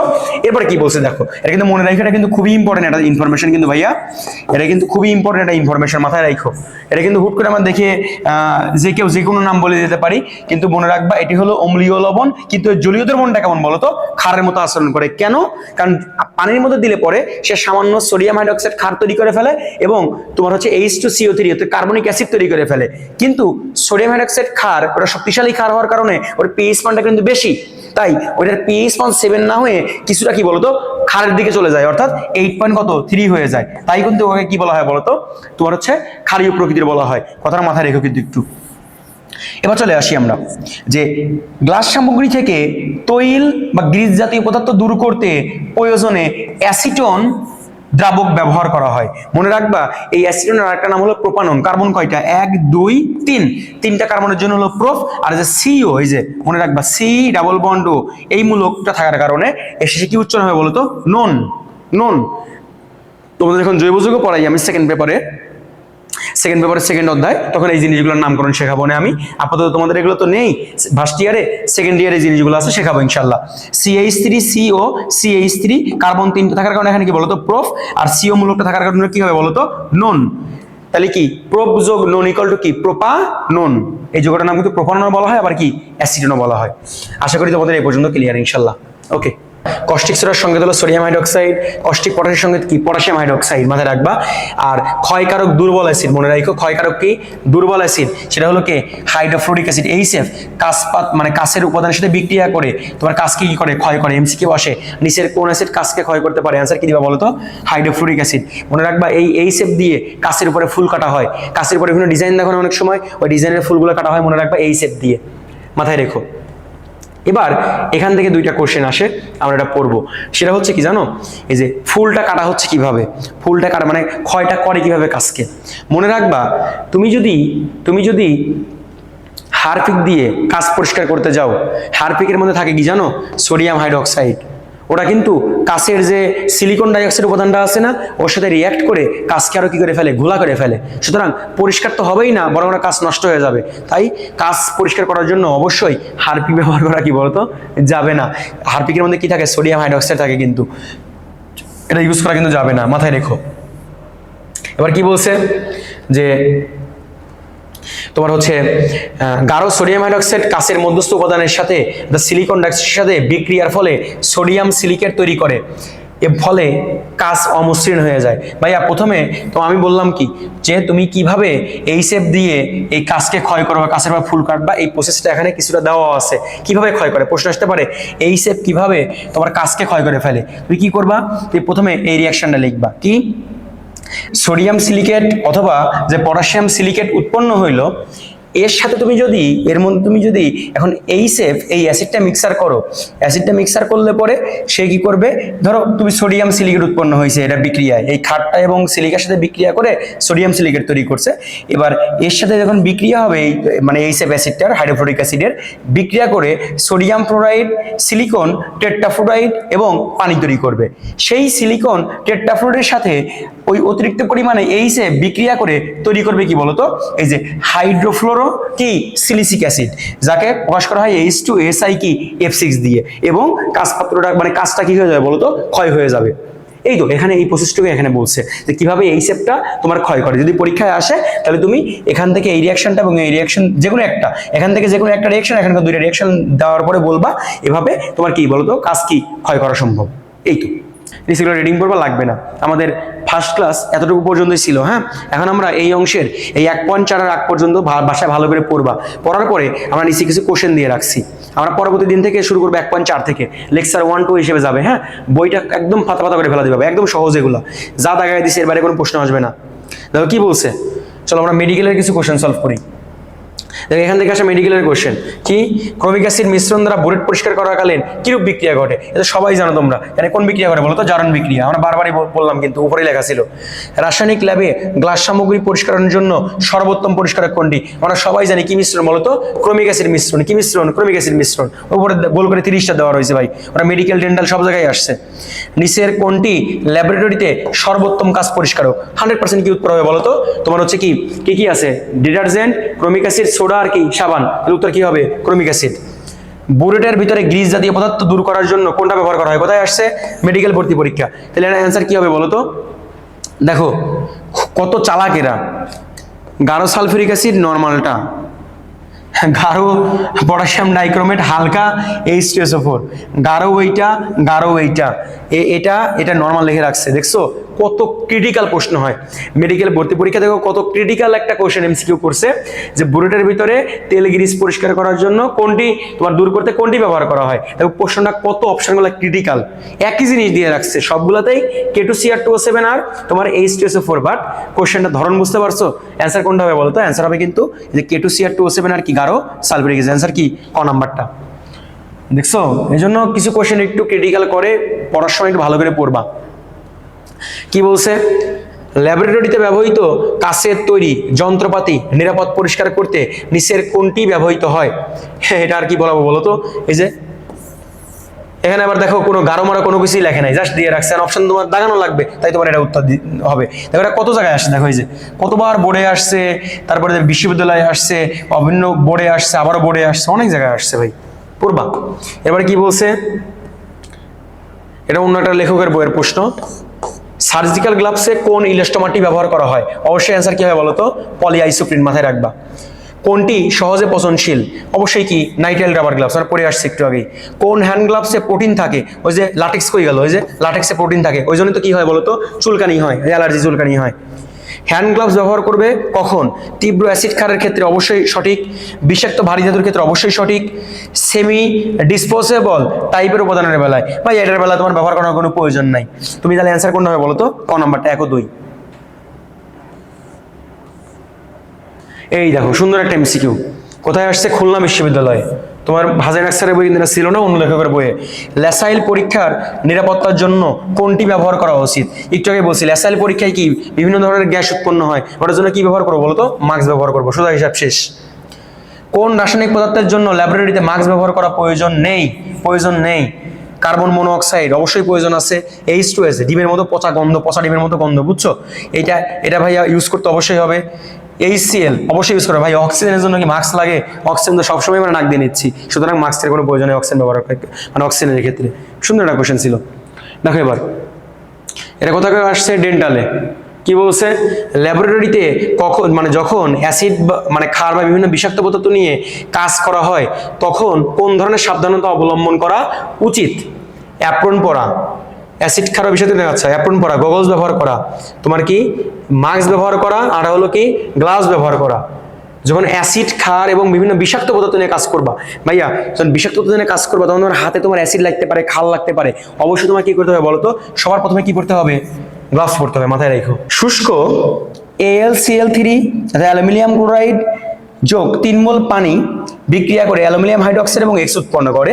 প্রদত্ত বিক্রিয়ায় উৎপন্ন পদার্থ X থেকে রক্ষা পাওয়ার জন্য কোনটি ব্যবহার করতে হবে? এটি পাবনা বিজ্ঞান ও প্রযুক্তি বিশ্ববিদ্যালয় এবং তোমার চট্টগ্রাম বিশ্ববিদ্যালয়ের একটা কোশ্চেন। ফলো করো। দেখো অ্যালুমিনিয়াম, এই পানিকে ভাঙলে কি পাওয়া যায়? হাইড্রোজেন আর কি OH। এই অ্যালুমিনিয়াম OH কে ধরে অ্যালুমিনিয়াম হাইড্রোক্সাইড তৈরি করলো, আর এই হাইড্রোজেন ক্লোরিনকে ধরে কি তৈরি করবে বলতো? HCl তৈরি করবে। এই HClটা হলো কি বলতো? গ্যাস। যেহেতু হাইড্রোক্লোরিক গ্যাস উৎপন্ন করবে, এই গ্যাসটা তোমার নাক মুখ দিয়ে ঢুকলে তোমার কিন্তু শ্বসনতন্ত্রের ক্ষতি হতে পারে। তাই তুমি এখানে কি ইউজ করবা? নিরাপদ চশমা, হ্যান্ড গ্লোভস, মাস্ক, নাকি রাসায়নিক সেফটি গ্লোভস? অবশ্যই কি হবে বলতো? মাস্ক। কারণ এটা যেহেতু গ্যাস, তোমার নাক মুখ দিয়ে ঢুকলে কিন্তু তোমার ফুসফুসে গিয়ে তোমার ক্ষতি করতে পারে, শ্বসনতন্ত্রের ক্ষতি হতে পারে। তাই তোমাকে অবশ্যই কি ইউজ করতে হবে বলতো? মাস্ক ইউজ করতে হবে। উত্তর কি দিয়েছে ওরা? মাস্কই হবে, দেখছো? ওকে, নিচের দিকে চলে আসে, কিন্তু গুরুত্বপূর্ণ একটা কোশ্চেন। এবার চলে আসে নিচের দিকে। ল্যাবরেটরিতে নিচের নিরাপত্তা মানে নিশ্চিত করতে কোন প্রাথমিক ব্যবস্থা নিলে ভুল হবে? আচ্ছা, মজার প্রশ্ন। অ্যাপ্রন পরা, এটা কি খারাপ জিনিস? অবশ্যই ভালো জিনিস এটা। এরপরে হাতে গ্লোভস পরা অবশ্যই ভালো জিনিস, পায়ে জুতোটা পরা অবশ্যই ভালো জিনিস, কিন্তু নিরাপদ চশমা কি পকেটে রাখার জিনিস? এটা তো চোখে দিতে হবে ভাই। তাহলে অ্যান্সার কোনটা হবে বলো তো? এইটা। তুমি নিরাপদ চশমা পকেটে রাখা, এটা কি বলো? তোমার ভুল সিদ্ধান্ত হবে। 2 নম্বর কি বলছে? কেমিস্ট্রি ল্যাবে শ্বাস প্রশ্বাসের ক্ষেত্রে নিরাপদ থাকার জন্য নিচের কোনটি ব্যবহার করা হয়? শ্বাস প্রশ্বাসের জন্য নিরাপদ তুমি থাকবা। নিরাপদ চশমা, এটা কি চশমা কি মানুষ নাকে লাগায়? অ্যাপ্রন কি নাকে লাগায় মানুষ? গ্লোভস কি নাকে লাগায়? না। তাহলে অ্যান্সার কি হবে বলো তো? মাস্ক। বোর্ডের একটা কোশ্চেন, সুন্দর একটা কোশ্চেন, যে কেমিস্ট্রি ল্যাবে কখন নিরাপদ চশমা ব্যবহার করা আবশ্যক? তাহলে নিরাপদ চশমা ব্যবহার করবা, তার মানে কি চোখে যখন কোনো ক্ষতিকর পদার্থ বা বিষাক্ত পদার্থ এসে লাগবে তখন তোমার কিন্তু ওই চোখকে সেফটি দেওয়ার জন্য কিন্তু তোমাকে নিরাপদ চশমা ব্যবহার করতে হবে। তো কোন কেমিক্যালগুলো এরকম হয়? যে সকল কেমিক্যালগুলো উদায়ী হয় সেগুলো উড়ে এসে কিন্তু তোমার সরাসরি বাষ্পটা কি চোখে লাগে, চোখের ক্ষতি করতে পারে। তাই অ্যান্সার কি হবে বলো তো? রাসায়নিক পদার্থ কি হলে? উদায়ী হলে। এই তো। আশা করি প্রথম ক্লাসটা তোমাদের ভালো লেগেছে।